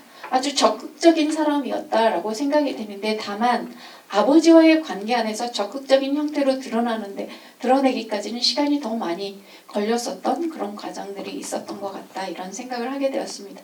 제가 더 치밀하게 그리고 이 관계들을 또 더 잘 엮어내는 작업은 사실 물리적인 시간 때문에 하지를 못했어요. 우리 김성진 선생님하고의 약속 때문에 제가 시간이 안 됐지만 그래도 제가 입으로 뱉은 말 약속을 지키기 위해서 이렇게나마 부족하지만 준비를 해서 발표를 하게 되었다는 점 양해를 부탁드리겠습니다. 이상 저희 발표를 마치겠습니다. 고맙습니다. 이동순 교수님의 발표였습니다. 유춘동 교수님 토론. 네, 여러분 안녕하세요. 강원대학교 유춘동입니다. 머리 춘천에서 왔는데 예양의 도시에서 함께 토론을 하게 돼서 영광입니다. 발표자께서 간단한 이력 추적에 불과하다고 이렇게 마지막에 겸사를 하셨지만 작업을 해보신 분은 알겠지만 이 작업 자체가 얼마나 물리적인 시간과 노력, 기타 여러 가지 어려움이 있다는 걸 너무나 잘 알기 때문에 저는 이 발표가 되게 소중하다고 생각해서 거기에 초점을 맞춰서 토론문을 작성했습니다. 개인적으로 일기하면 내면의 기록이 있기 때문에 굉장히 재밌을 것이라고 생각을 하고 그럼 이제 여기도 많은 분들이 일기에 관심을 가지실 텐데 그런 점에 초점을 맞춰서 제 토론문을 작성했습니다. 52쪽이고요. 그냥 편안하게 읽겠습니다. 이 글은 그동안 김우진의 생애 연구는 윤신덕과 함께했던 마지막 행적, 아버지 김성규와 불화에 초점을 맞춘 연구, 편벽된 연구 경향의 문제점을 인식하고 김우진의 다채로운 조망을 추구하고자 관련 인물들, 그다음에 문학적 교유에 대해서 살펴본 글입니다. 앞으로 이 연구를 통해서 김우진 연구의 다각화가 이루어질 것으로 기대하고요. 연구의 타급 효과 또한 클 것으로 기대합니다. 저 역시 이동순 선생님의 문제의식 연구에 깊이 동감하면서 궁금한 점을 좀 묻는 것으로 대신하겠습니다. 첫 번째, 제 그냥 제안인데요. 김우진의 일기를 좀 더 재밌게 다뤄줬으면 좋지 않았을까라는 생각합니다. 그러니까 일기했을 때 굉장히 감추고 싶은 비밀들이 많기 때문에 사실 그런 얘기 해주는 게 더 좋지 않았나. 그러니까 두 가지 버전인 거죠. 학술적인 글쓰기 하고 대중들이 읽을 수 있는 일기를 좀 같이 작업을 병행해서 좋지 않았을까라는 그런 생각을 했습니다. 그래서 첫 번째 질문은 그 일기에서 일반인들이 많이 생소한데 좀 재밌게 쓰면 좋지 않겠냐라는 거. 그다음에 일기라는 게 굉장히 지극히 주관적인 견해도 담을 수 있고 객관적인 것도 담을 수 있는데 그걸 어떻게 이제 구분해낼 수 있는지에 대한 생각도 좀 필요한 것 같고요. 두 번째는 이제 김우진에 대한 관계도 측면에서 요즘은 시각화 시대입니다. 그래서 이거를 이제 그림을 통해서 이렇게 쫙 보여주시면 더 좋지 않았을까라는 생각이 들고 일목요연하지 않았나라는 생각입니다. 그 다음에 일기에는 좋은 얘기도 있지만 나쁜 얘기도 있고 그 다음에 뭐 싫어하는 사람 얘기도 있지만 죽이고 싶은 사람에 대한 얘기도 있지요. 그래서 그런 것들도 좀 들춰줬으면 좋지 않았을까라는 생각을 합니다. 그 다음에 이제 네 번째는 이제 순회극단 부분에서 결국 이 일기가 자기 고백적이었다면 자기 자신의 연출력에 대한 얘기들에 대한 것도 없는지 그런 부분에 대한 게 궁금하고요. 그래서 저는 좀 일기를 조금 이제 이렇게 초점을 맞춘 것도 좋지만 앞으로 한 두세 편 더 쓰셔서 재밌게 하면 더 안 될까요? 예. 제 질문은 여기까지입니다. 고맙습니다.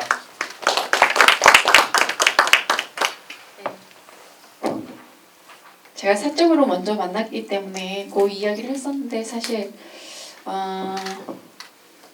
일단 제 부족한 글에 대해서 그리고 제가 다루지 않은 미처 생각하지, 그러니까 저는 이제 나열식의 이런 것만 지금 제대로 잘 엮어놓지 않은 상태인데 너무나 예리하게 제가 피하고 싶은 이야기만 여기에 써주셔가지고 아 너무 그런 거 아니야? 라고 얘기를 했었습니다.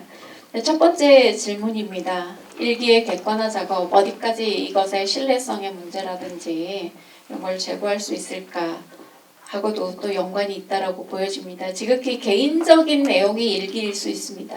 그런데 지극히 개인적인 일기가 지극히 역사적인 일기가 될 수 있다는 걸 난중 일기가 보여주고 있죠. 그리고 미암 일기가 보여주고 있습니다.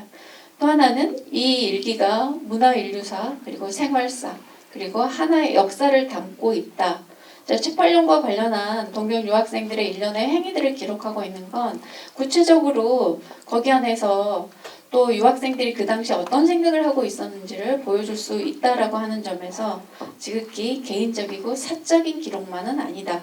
그래서 일기에 대한 뭐 이제 조선시대 고전 같은 경우는 일기문에 관한 별도의 연구들이 굉장히 많이 진행되어 있는 반면에 그것도 이제 문집 작업의 형태로 다 나와 있죠.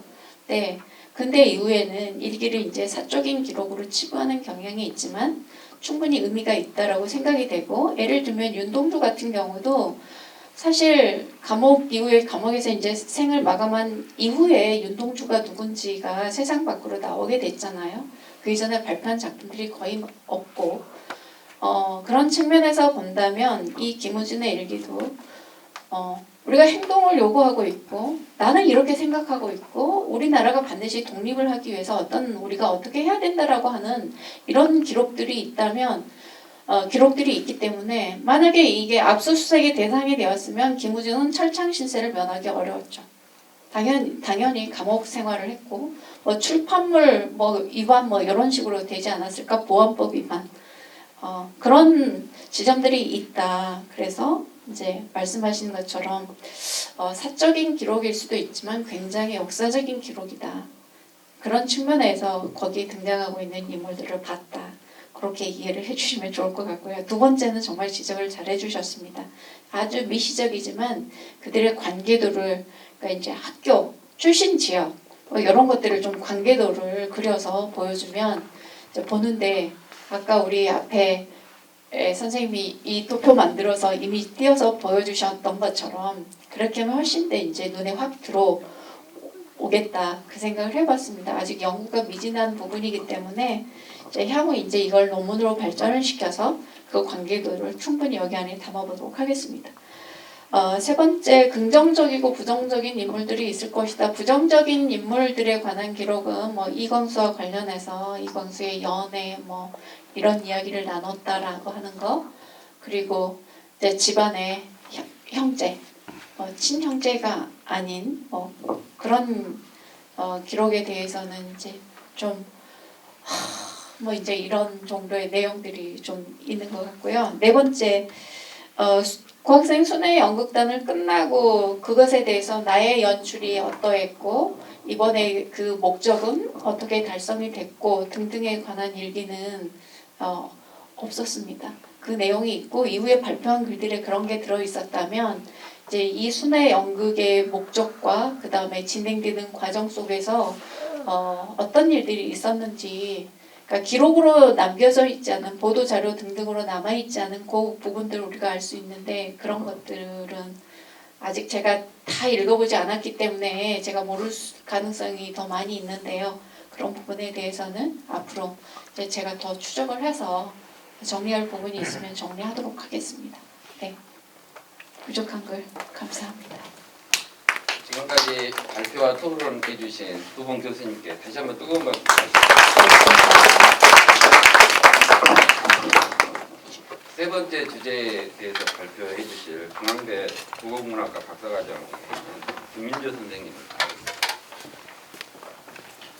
김민주 선생님은 김우진 희곡에 나타난 죽음의 의미에 대해서 발표하시겠습니다. 토론은 우석대학교 최강민 교수입니다.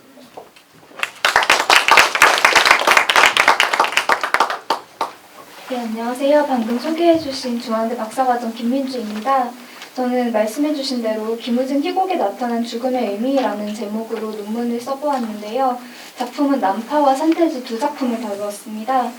요약해서 짧게 읽는 것으로 발표 가름하도록 하겠습니다. 양해 부탁드리겠습니다. 김우진의 희곡 작품은 단 5편 남아있어 많다고 할 수 없지만 그 개개의 작품이 도로란 선구적인 성과를 보이고 있습니다. 큰 틀에서 지금까지 김우진은 근대적 인간이기 위하여 과거의 인습을 부정하고 투쟁하고자 했던 또 그러한 자전적 인물을 작품에 등장시키는 희곡 작가로 규정되어 왔습니다. 김우진이 익히 말한 바 있는 자유의지, 생명력 개념은 인간 내부의 보편적인 힘일 뿐 아니라 사회에 대항하는 적극적인 힘이기도 합니다. 그런데 지금까지 김우진에 관련된 자료들 그리고 연구들은 김우진의 죽음 사건이나 김우진 개인의 생애에 관련되어 읽혀오는 경우가 많았습니다. 그런데 제 생각에 한 작가의 생애를 작가의 작품 전체에 소급하여 읽게 될 경우에 그 작품이 가지고 있는 확장성을 저해할 여지가 생긴다는 것이 조금의 단점이라고 생각을 했습니다. 특히 김우진은 죽음과 같이 특정한 소재를 다양하게 녹여내고 변주한 작가로서 작품의 확장성과 보편성이 조금 더 고려되어야 할 사안이라고 생각했습니다. 그래서 이 논문의 목적은 실제 김우진의 죽음이라는 사건에 집중하여 그것을 김우진 작품으로 소급하는 것이 아니라 희곡 작품들 자체에 나타난 죽음의 의미를 독립적으로 살펴보고 정의 내리는 데에 있었습니다. 죽음은 사실 연극과 희곡에 굉장히 잦게 나타나는 모티프 가운데 하나입니다. 모든 인간과 죽음이 필연적인 관계라고 할 때 그렇기 때문에 죽음은 인간의 성찰을 견인하는 역할을 수행하기도 합니다. 또 앞에 연구들에서 전제되었던 일종의 낭만성 또는 죽음에 대한 동경이라는 의미화가 죽음의 정확한 개념 설정 없이 어떤 일상어로서 쉽게 선재하고 시작한다는 점에서 재고의 여지가 있다고 생각을 했습니다. 그래서 2장에서 죽음이라는 개념 설정에서부터 논의를 시작해 보도록 하겠습니다. 2장의 목적은 김우진의 산문이나 일기문을 포함하여 그의 세계관에 나타난 죽음의 의미를 살펴보는 것이었는데요. 죽음의 의미를 따지기에 앞서 사전적인 의미가 아닌 김우진만의 죽음을 재명명할 필요가 있다고 보고 이 장을 해당 작업에 할애하고자 하였습니다. 사실 문학작품 안에서 희곡은 영원히 현재적이라는 점에 주목할 필요가 있습니다. 이 얘기는 희곡에 나타나는 죽음 역시 어떤 역할을 가지고 수행된다는 의미이기도 한데요. 희곡에서 죽음은 한 사람의 끝이지만 또 연극의 끝이기도 합니다. 죽음은 연극의 요소로서 중요해지고 또 우리는 아직 애도하지 못한 죽음들 가운데 있다는 점이 저의 차관점이었습니다. 희곡에서 죽음이란 새롭거나 드문 주제도 소재도 아닙니다. 햄릿 이후로 죽음 이후 역시 같은 의미에서 더 이상 새로운 주제가 되지 않는다고 할 때 많은 작가들이 죽음이라는 사건에 투영하는 것은 결국 어떻게 살 것인가 내지 어떻게 살아있는가라는 의미라는 점에서 죽음은 작가의식과 긴밀히 연결된다고 생각했습니다. 특히 전술했듯이 지금까지 김우진 희곡과 죽음 사이의 관련성에 대하여 이미 많은 논자들이 지적해 주셨는데 그것은 죽음이 그의 작품에서도 또 일기문과 같은 자전적인 글에서도 여러 형태로 등장한 것과 무관하지 않을 것입니다. 그런데 이 인용을 보시면 60페이지 아래쪽에 있는 인용문입니다. 어머니와 죽음 인식 사이의 거리가 그렇게 멀지 않다는 점이 이 인용문을 통해 드러난다고 생각했습니다. 얼굴 기억도 없는 그이에게 이같이 무극한 애모의 정이 깊다는 마음은 우연한 비감으로 떠오르는 것이지 5살 때 직접 느낀 것을 회상하는 것과는 거리가 있습니다. 5살이 죽음을 인식하고 애도를 하기에 어린 나이라는 것을 감안해도 이것은 죽음이라는 개념을 재의식하는 데에 가깝다고 볼 수 있겠습니다.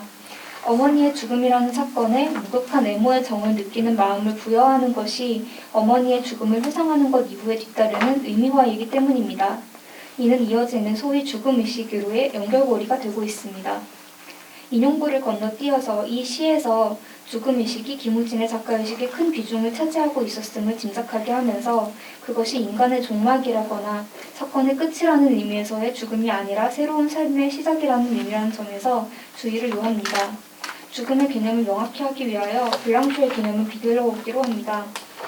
지금까지의 논의가 김우진의 실제 죽음을 작품으로 소급하여 읽는 방식에 익숙했다면 블랑쇼의 논의를 가져옴으로써 바깥의 사유를 통해 작품을 더욱 효과적으로 읽을 수 있을 것이기 때문입니다. 블랑쇼는 사실 바깥에 대하여 명확히 정립을 해놓지는 않았습니다. 대신 바깥을 여러 해석이 가능한 열린 상태로 놓아두었는데요. 이 단어가 블랑쇼의 글쓰기에서 사용된 사례들을 집약해보면 언어의 바깥으로 향하는 과정, 단문의 관계성에 펼쳐진 순수 외부성, 작가의 주체성의 문제에서 자아 너머 정도로 해석될 수 있습니다. 그러한 의미에서 바깥은 세계와의 소통의 공간이며 불행과 고통이 주가 된 세계에서 자유롭고자 하는 주체는 필연적으로 고통과 부조리에 맞닥뜨리게 됩니다. 소통에서 중요한 것은 그것이 타인과의 신뢰나 안도감을 형성한다는 긍정적인 역할뿐 아니라 소통 그 자체가 됩니다.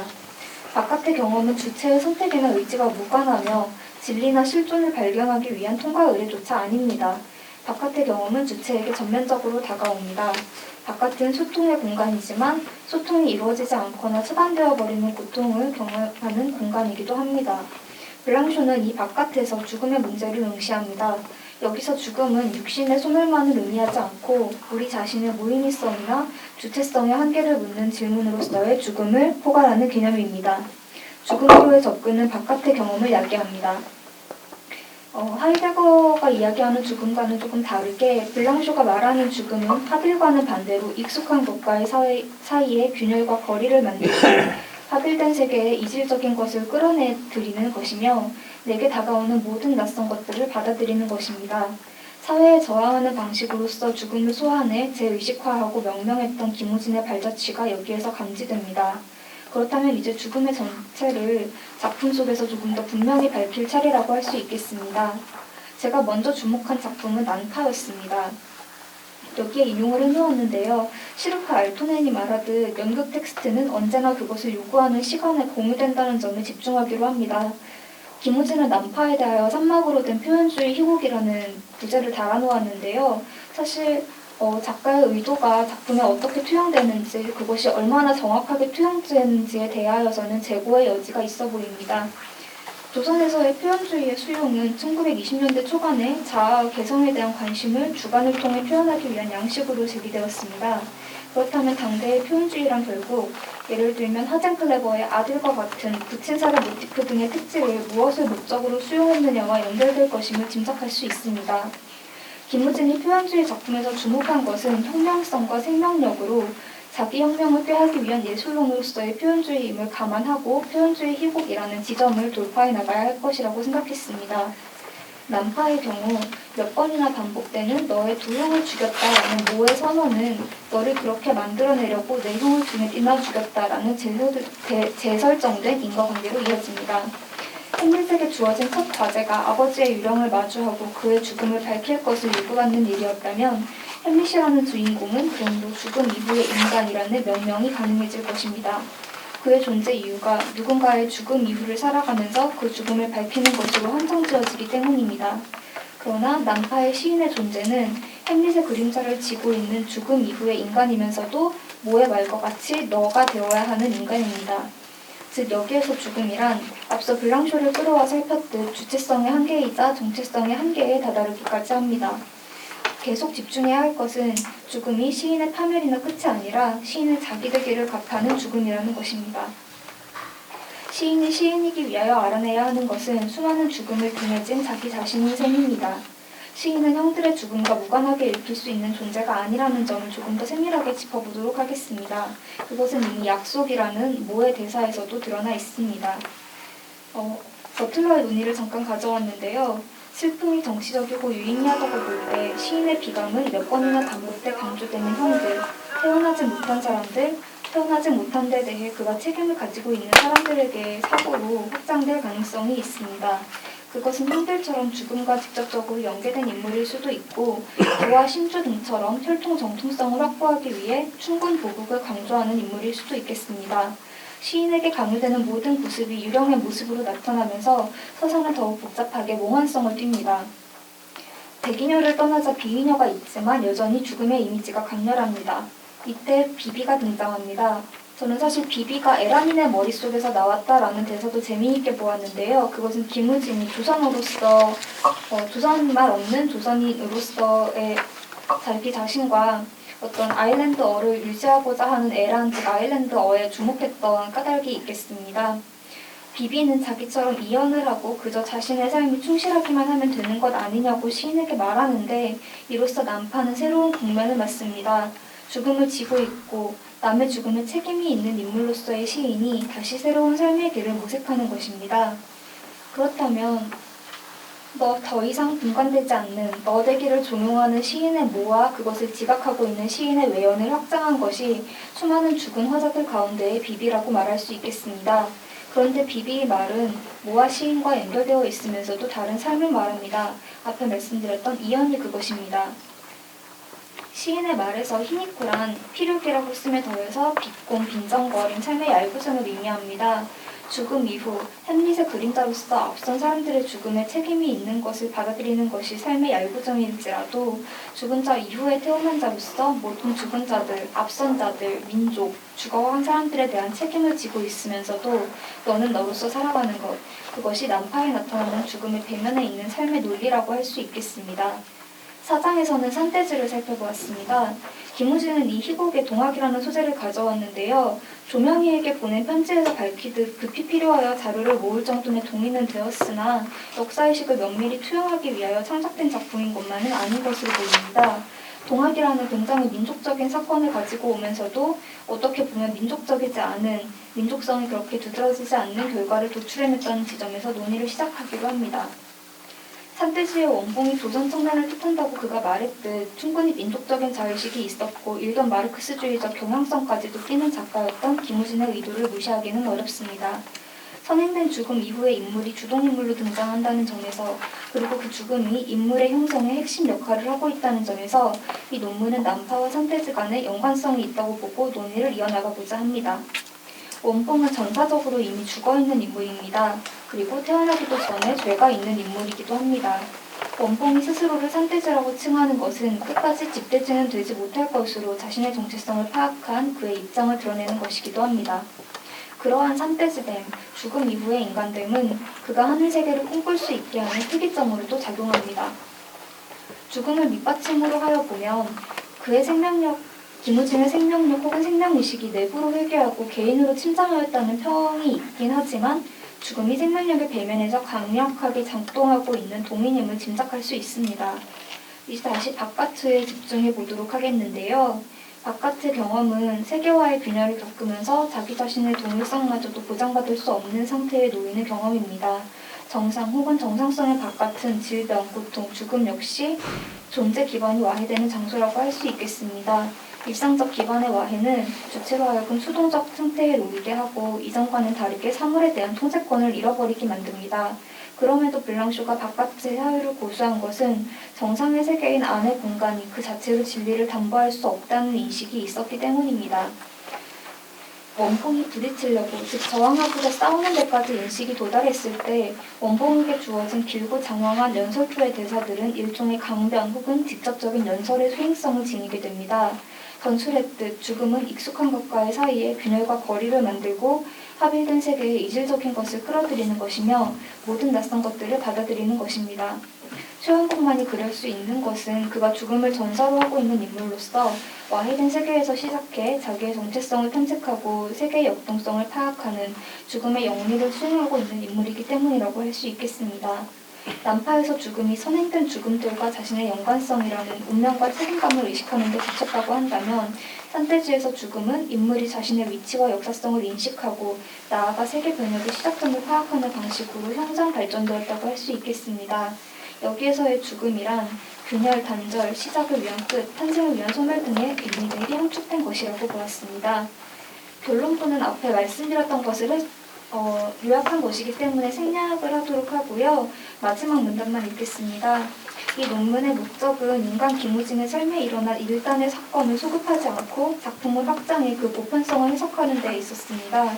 김우진만의 죽음 개념을 일상어를 뛰어넘어 명명하지 못했다는 데에 가장 큰 허점이 있는 논문이라고 할 수 있을 것이나 자주 쓰여왔고 그만큼 의미를 가져온 주제어에 대하여 그리고 김우진 희곡을 읽는 독법에 대하여 질문을 제기함을 의의로 삼고 김우진 작품의 독법을 탐구해 나갈 수 있기를 기대합니다.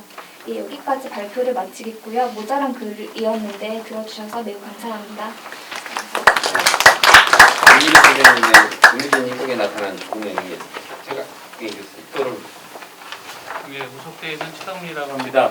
예, 제가 2년 전에는 뭐 이 김우준과 관련해서 이제 발표회 자리에 있었는데 이번에는 이제 토론자 입장에서 이제 오게 됐습니다. 그래서 저도 그때 2년 전에 이제 김우준에 관련된 글을 이제 쓰게 되면서 그 당시에는 처음에는 뭐 희곡 작가라고 생각했었기 때문에 그 당시 처음에 이제 글을 좀 얘기했을 때 나가 전공은 아닌데라고 해서 생각했었는데 이제 조사를 하다 보니까 당대 이제 그 김우준이 시도 썼고 이제 그다음 비평도 하셨고 그다음 희곡 작곡도 하셨기 때문에 제가 이제 공부할 수 있는 상당히 매력적인 사람으로 생각을 했었습니다. 그래서 그때 논문을 썼고 그래서 발표를 하려고 했는데 제가 바빠갖고서 마무리를 못해갖고서 근데 이번에 이제 제가 이제 토론자로 오게 되면서 김우진 책을 이제 다시 보게 되고 이제 정리를 해서 이제 발표를 이제 학술제 이제 게재하려고 이제 생각 중입니다.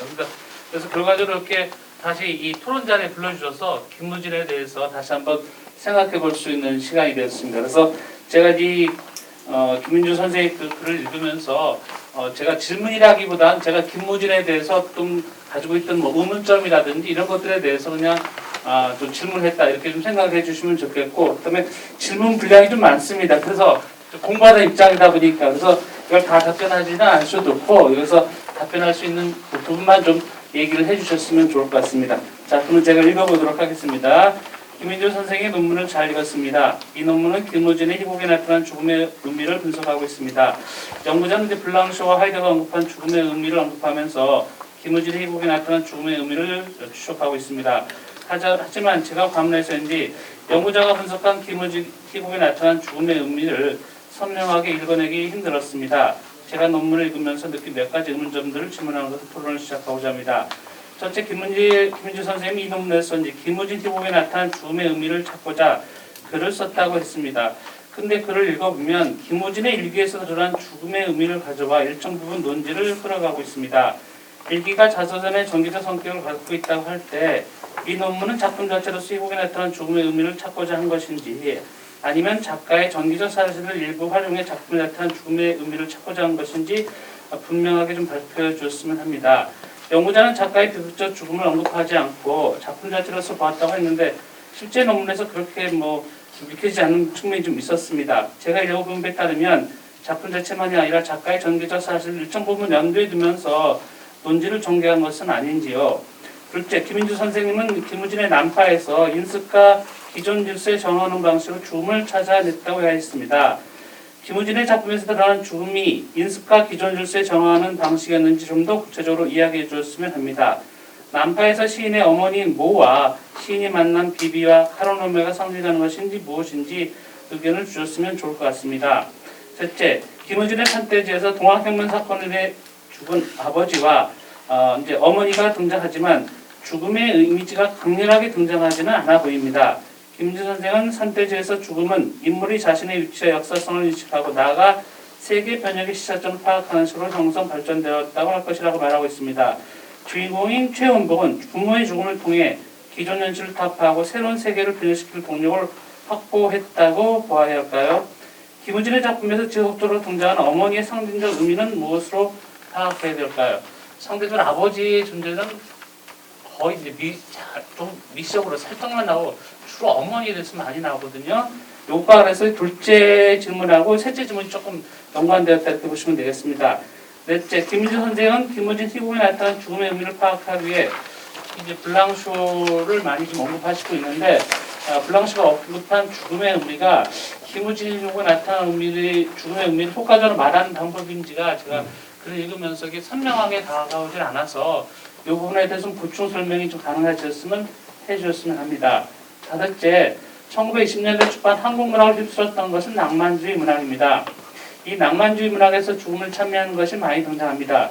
김우진의 희곡에 나타난 죽음은 1920년대 초반 한국의 낭만주의 문학에서 자주 등장하는 현실 도피로서의 죽음 찬양과 어떤 차별성이 있는 것일까요?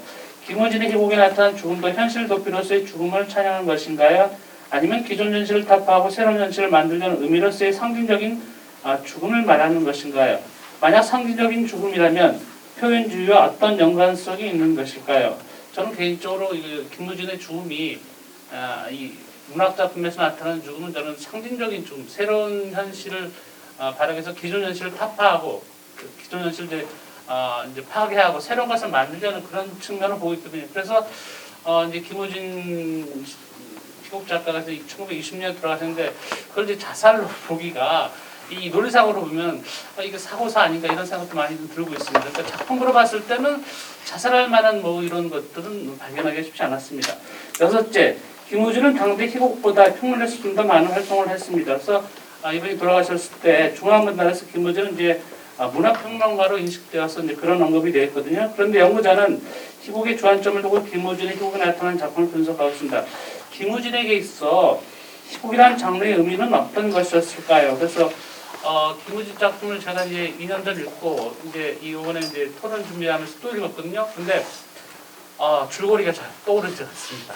그러니까 김우진 작품에 그때는 무슨 얘기인지 알아요. 근데 덮어놓고 며칠 지나면 줄거리라든지 맥락들이 잘 안 떠오르거든요. 그래서 저는 개인적으로 아까 이동순 교수님께서도 성격을 얘기하셨는데 저는 아버지가 거센 불안을 가지고 있었기 때문에 여기 조선에 있었을 때는 그렇게 이제 적극적으로 나서지 않았다 저는 개인적으로 생각합니다. 그런데 동경 유학하니까 아버지하고 떨어졌잖아요.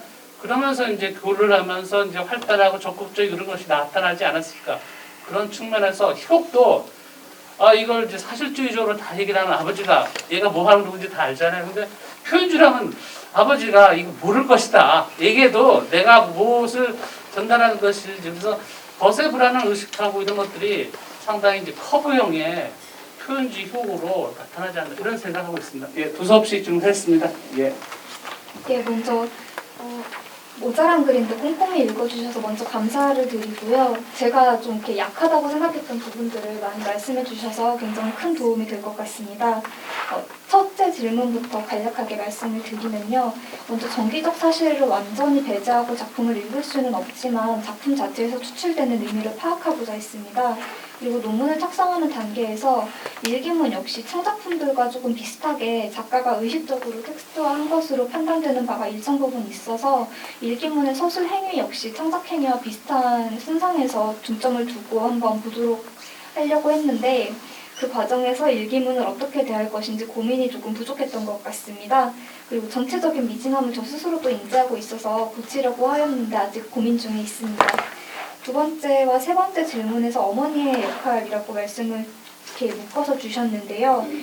사실 남파의 모 같은 경우에는 굉장히 조금 특이한 존재라고 생각이 되어서 따로 말씀드리는 편이 더 좋을 것 같습니다.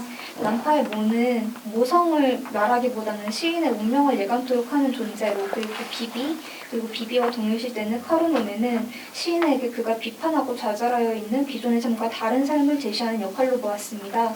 그런데 남파를 다루면서 시인이 형들 죽음 이후의 인간이라는 부분에만 약간 치우치게 된 것 같습니다. 세 번째 질문에서 김우진의 어머니 혹은 어머니로의 회귀에 관하여서는 많은 선생님들이 지적하신 대로 작품의 한 경향으로 드러난다고 알고 있습니다. 저는 일기문의 한 구절을 단초로 삼아서 죽음은 죽음 그 자체가 아닌 작가가 새롭게 의미화한 바 죽음 의식이라 생각하였습니다.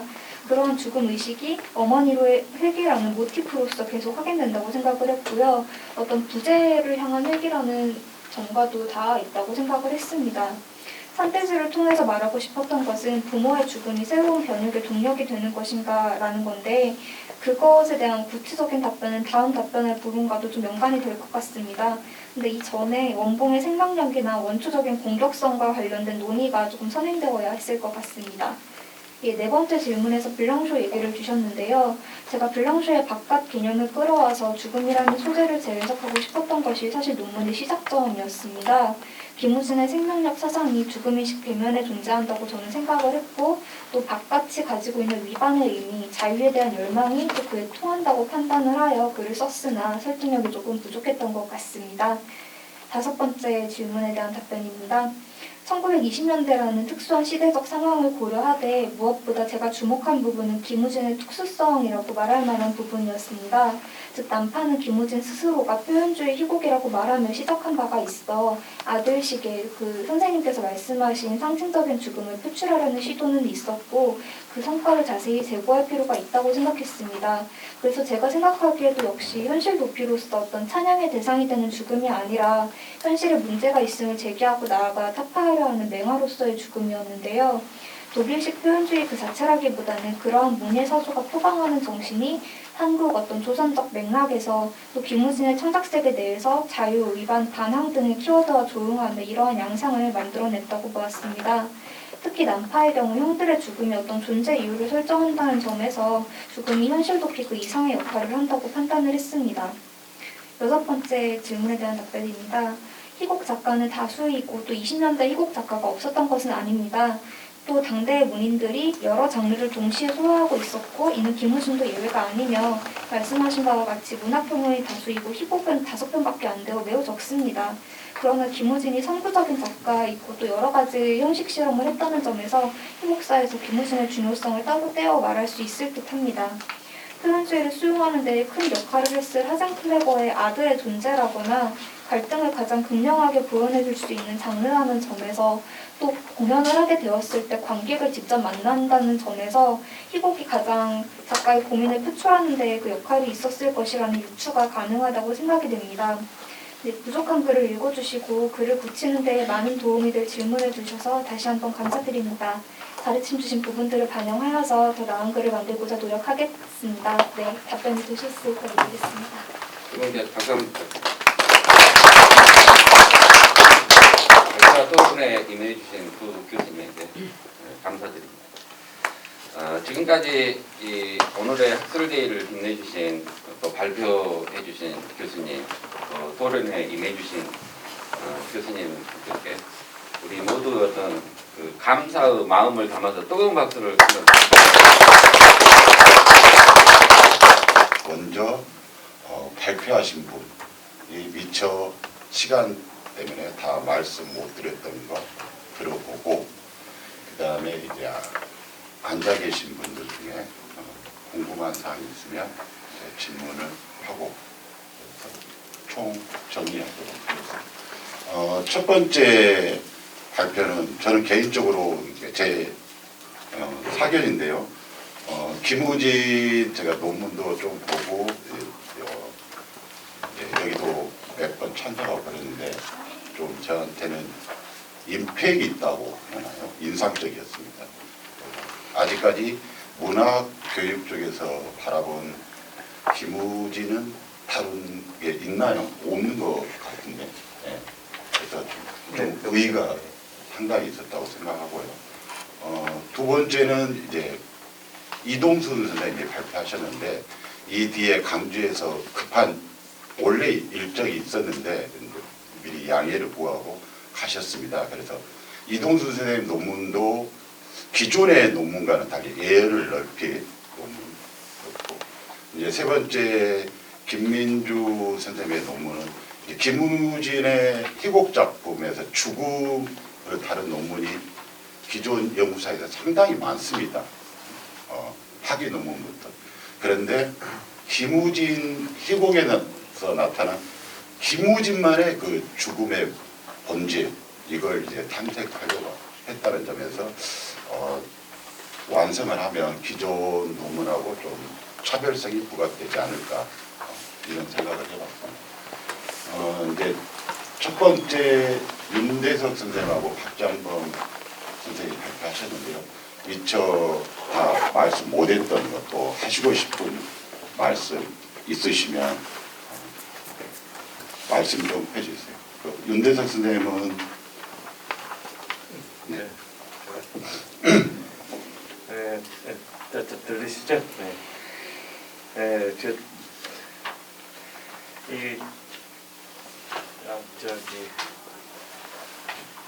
첫 번째 질문해 주신 것에 좀 더 제가 보충 설명을 드리자면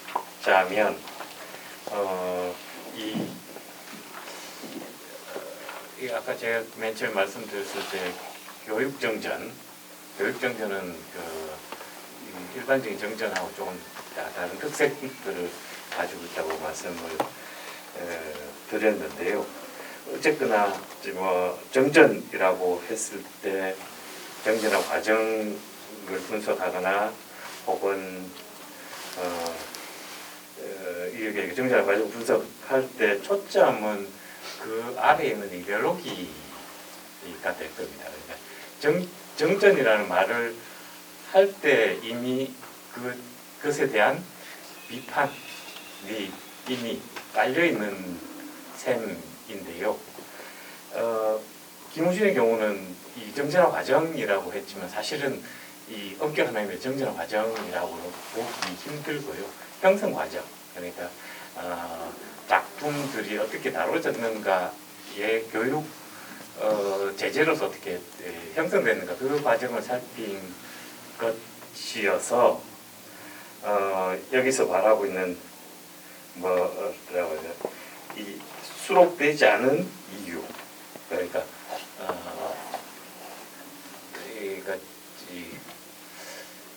이런 부분에 대해서 조금 아마 간과했던 것 같습니다. 그래서 이 부분은 확실히 이 보충이 되어야 될 테고요. 그것과 관련해서 정전화 과정이라 했지만 사실은 이 문학사라든지 혹은 희곡사에서 정전화되어 있는 것에 비하자면 문학 교육에서는 교육 정전으로서는 확립되어 있지 않다고 얘기할 수 있습니다. 다른 말로 하자면 교육의 제재로서는 저평가되었다고 얘기할 수 있는데요. 아까 제가 말씀드린 교육 제재로 고평가되어 있는 게 바로 소나기 혹은 내일 꽃필 무렵 이런 것들이 이 일반적인 문학사의 논의보다도 훨씬 더 과대평가되어서 이 교과서에서 취급되고 있다면 김우진 작품은 거꾸로 문학사적인 중요성에 비해서 교과서에서는 너무 다뤄지지 않고 있다고 얘기를 할 수가 있습니다. 그래서 그런 측면에서 정적 비판이라기보다는 거꾸로 정전화 작업들이 오히려 더 필요한 작가 그리고 작품이 아닌가라고 생각을 합니다. 예, 이 보충해서 말씀드렸습니다. 박정범 선생님 뭐 특별히 하실 말씀 없으십니까? 네, 눈치가 빠르시군요. 빨리 끝내야 되니까. 네, 김민지 선생님. 예, 네. 사실 제가 불량쇼 개념을 가져오면서도 죽음을 조금 선명하게 만들지는 못했다는 점에서 제일 약점이 있을 것 같은데요. 말씀 주신 것처럼 죽음에 관하여서 논문이 굉장히 많았습니다. 거기에서 저만의 차별점을 찾기 위해서 좀 무리를 했던 것이 아닌가 싶은데 제가 불량쇼를 가져온 것은 불량쇼의 글쓰기가 죽음의 수행과 또 타자와의 만남이 된다는 지점에서 가져왔습니다. 그래서 김우진 작품을 조금 더 확장하여 읽을 수 있지 않을까, 조금 더 생명력이 있고 저항성이 있는 그러한 작품으로 읽을 수 있지 않을까라는 생각을 논문을 시작하게 되었었고요. 예, 그 얘기를 처음에 안 드린 것 같아서 지금 드리고 예, 다른 말씀은 없고 귀한 자리에 불러주셔서 감사드립니다. 그러면 이제 오랜 시간 동안 듣고 계신 청중분들한테 질의할 수 있는 시간을 드리도록 하겠습니다. 처음 김우진 선생님에 대해서 이렇게 접했단 말이에요.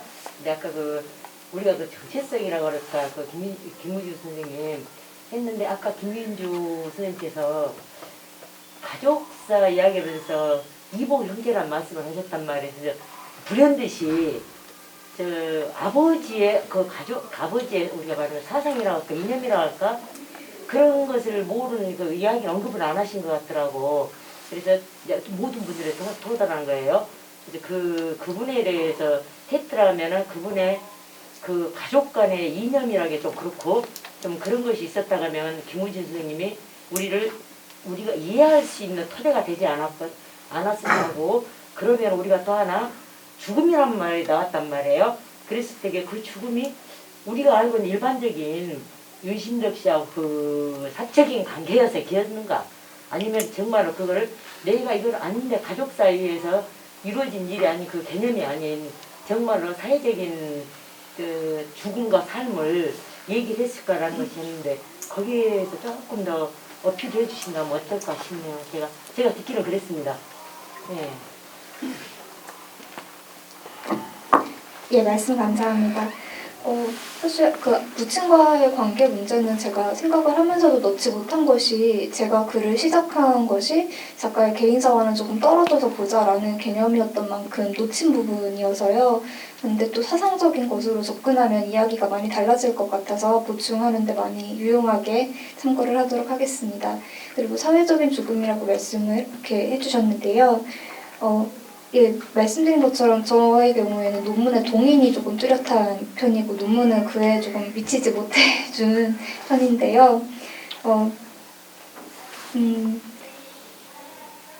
사회적인 죽음이라고 했을 때 저는 사실 그 죽음의 진위보다는 그 죽음의 의미를 밝히고자 했다는 지점에서 조금 더 난해하고 조금 더 상징적이었을 것 같습니다. 이 부분도 조금 더 사실적인 인과관계가 당연히 논문으로 붙일 때는 조금 더 들어가야 할 것 같다고 생각이 듭니다. 예, 감사합니다. 사실 저희가 김무진 군과 윤신적 군을 생각했을 때 현행편에서 자살했다는 그 내용이 언뜻 바로 생각나거든요. 그래서 그 부분이 사실은 김무진의 천재적인 것과 그 시대 상황에서 그 죽음이란 것에 대해 상징적인 의미를 봤을 때 저희가 지금 듣기로는 새로 태어나는 것, 그리고 자유성, 그리고 그 탈피, 그리고 바깥 세상과 연계 그런 거 갖고 많이 관계되어 있잖아요. 죽음이라는 의미가. 근데 그 단순히 생각했을 때는 죽어서 또는 그 불륜으로 생겨서 자살했다는 의미로 자살과 불륜으로 그 불륜의 의미가 그거를 그 부정적으로 생각하게 만들어서 그 김우진 작가에 대한 우리가 생각하는 것을 좋은 의미보다는 나쁜 의미로 더 그렇게 만들어지지 않았을까. 그래서 제가 생각하기에 우리가 교육에서 이렇게 봤을 때도 그런 부정적인 의미가 그 교육사적인 의미에서도 저평가가 될 수 있는 그런 유해가 되지 않았을까 하는 생각이거든요. 예. 네. 그런 문제도 충분히 있을 것 같습니다. 그래서 이 오과서에서는 김우진이 가지고 있는 의의들을 부각하는 어차피 교과서라고 하는 건 어떤 작품들을 비판하려고 있는 게 아니라 혹은 어떤 사람들 비판하려고 하는 게 아니라 그 작품이나 혹은 그 작가들을 어떻게 보면 기리기 위해서 교과서라는 게 존재하고 있다고 한다면 이 가십들은 어떻게 보면 부정적인 측면이지요. 부정적인 측면일 테고 그 부정적인 측면들이 어떻게 보면 거꾸로 김우진 상들을 이 대부분의 김우진 상들을 만들고 있다고 얘기할 수가 있는데요. 이 교육께서 사실상 그걸 극복해야 하는데 그게 지금까지 이 문학교육에서는 충분히 실현되지 못하고 여전히 김우진이라고 한다면 윤심득과의 정사라는 걸로 대부분 기억되고 있는 거죠. 근데 이 정사라는 것도 좀 더 다르게 좀 더 해석하려고 하는 것들이 아까 봤던 뭐 이영녀라든지 이런 것들을 통해서 이 당시의 여성들의 삶 그리고 여성들의 저항 뭐 이런 것들하고 연관지어서 좀 더 적극적으로 혹은 긍정적으로 좀 다룬다면 이것들도 교육정전성에서 충분히 어떻게 보면 소화될 수 있는 여지들이 있는 게 아닌가라고 생각을 합니다. 그래서 이 문학사적 평가라고 하는 한 축, 그렇죠. 근데 그게 선구자이고 식민지에서의 지식인들의 고뇌라고 하는 측면하고 이 정사라는 것들을 일반적으로 알고 있는 이 정사, 이것들 사이의 갭들이 메워지지 않는 것들을 교육을 통해 충분히 메워야 할 필요들이 있지 않을까라고 생각을 합니다. 윤대석 교수님께서 그쪽에 전문가시니까 배우실 것 같습니다. 또 다른 분, 또 다른 선생님 질문하실 분 없으세요? 이동순 교수께서 계셨으면 김상규라는 인물, 저도 추적하고 있는 인물이거든요. 왜냐하면 이분은 김상규라고 하는 인물은 이 목포에서 같이 살았던 동무고, 나이 차이는 얼마나 나는지 모르겠어요. 그런데 이 사람하고 김상규라는 인물하고 김우진이라고 하는 인물하고 소시에테 메일을 아마도 운영했을 것이라는 생각이 들거든요. 그래서 그 일가를 찾아서 소시에테 메일가 이제 전체가 다 지금 전모가 안 밝혀져 있기 때문에 그것을 찾아봐야 되겠다고 수십 년을 지금 생각만 가지고 있는데, 오늘 이 논문을 보니까 상당히 좀 추측적이지만 그래도 이 사람이 어느 정도 활동을 했다 그러면 거기서 실마리를 찾아서 또 찾아가 볼 수 있지 않을까. 그러면 그 일가들은 그런 것들을 또 혹시나 가지고 있지 않을까, 그런 생각도 해봐요. 종합 토론은 여기서 마치고요. 최종 정리 회식은 김우진 문학재 회장님이신 김성진 교수님께서 해주시고 고생하셨습니다. 오늘 장시간 동안 같이 해주셔서 너무 감사하고요. 또 갈 길이 멋진, 또 강원도에서 여기까지 오신 우리 유춘동 교수님 걱정이 됩니다.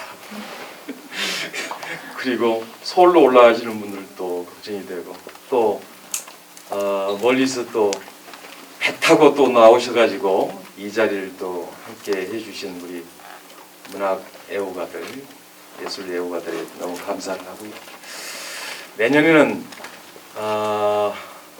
우리가 앞에서 말씀드린 것처럼 목포 문학박람회가 성공적으로 기획 단계와 운영 단계가 잘 되면 또 그때 선생님들 또 모시고 또 다른 어떤 이야기도 하고, 그 다음에 이런 공연을 만들었던, 드라마를 만들었던 이런 제작자들을 초청해서 토크 콘서트를 기획하고 있습니다. 그러면 선생님들도 그때 또 오셔서 드라마는 어떤 의미에서 만들어졌는지, 연극은 어떤 의미에서 또 했는지, 이런 것들도 말씀 나누기로 하고요. 내내 아주 도움을 많이 주셔서 감사하고요. 그리고 약속 하나만, 같이 식사도 하시고, 그죠? 또 내년에 또 만날 것을 굳게 다짐하면서 이상 마치겠습니다. 고맙습니다.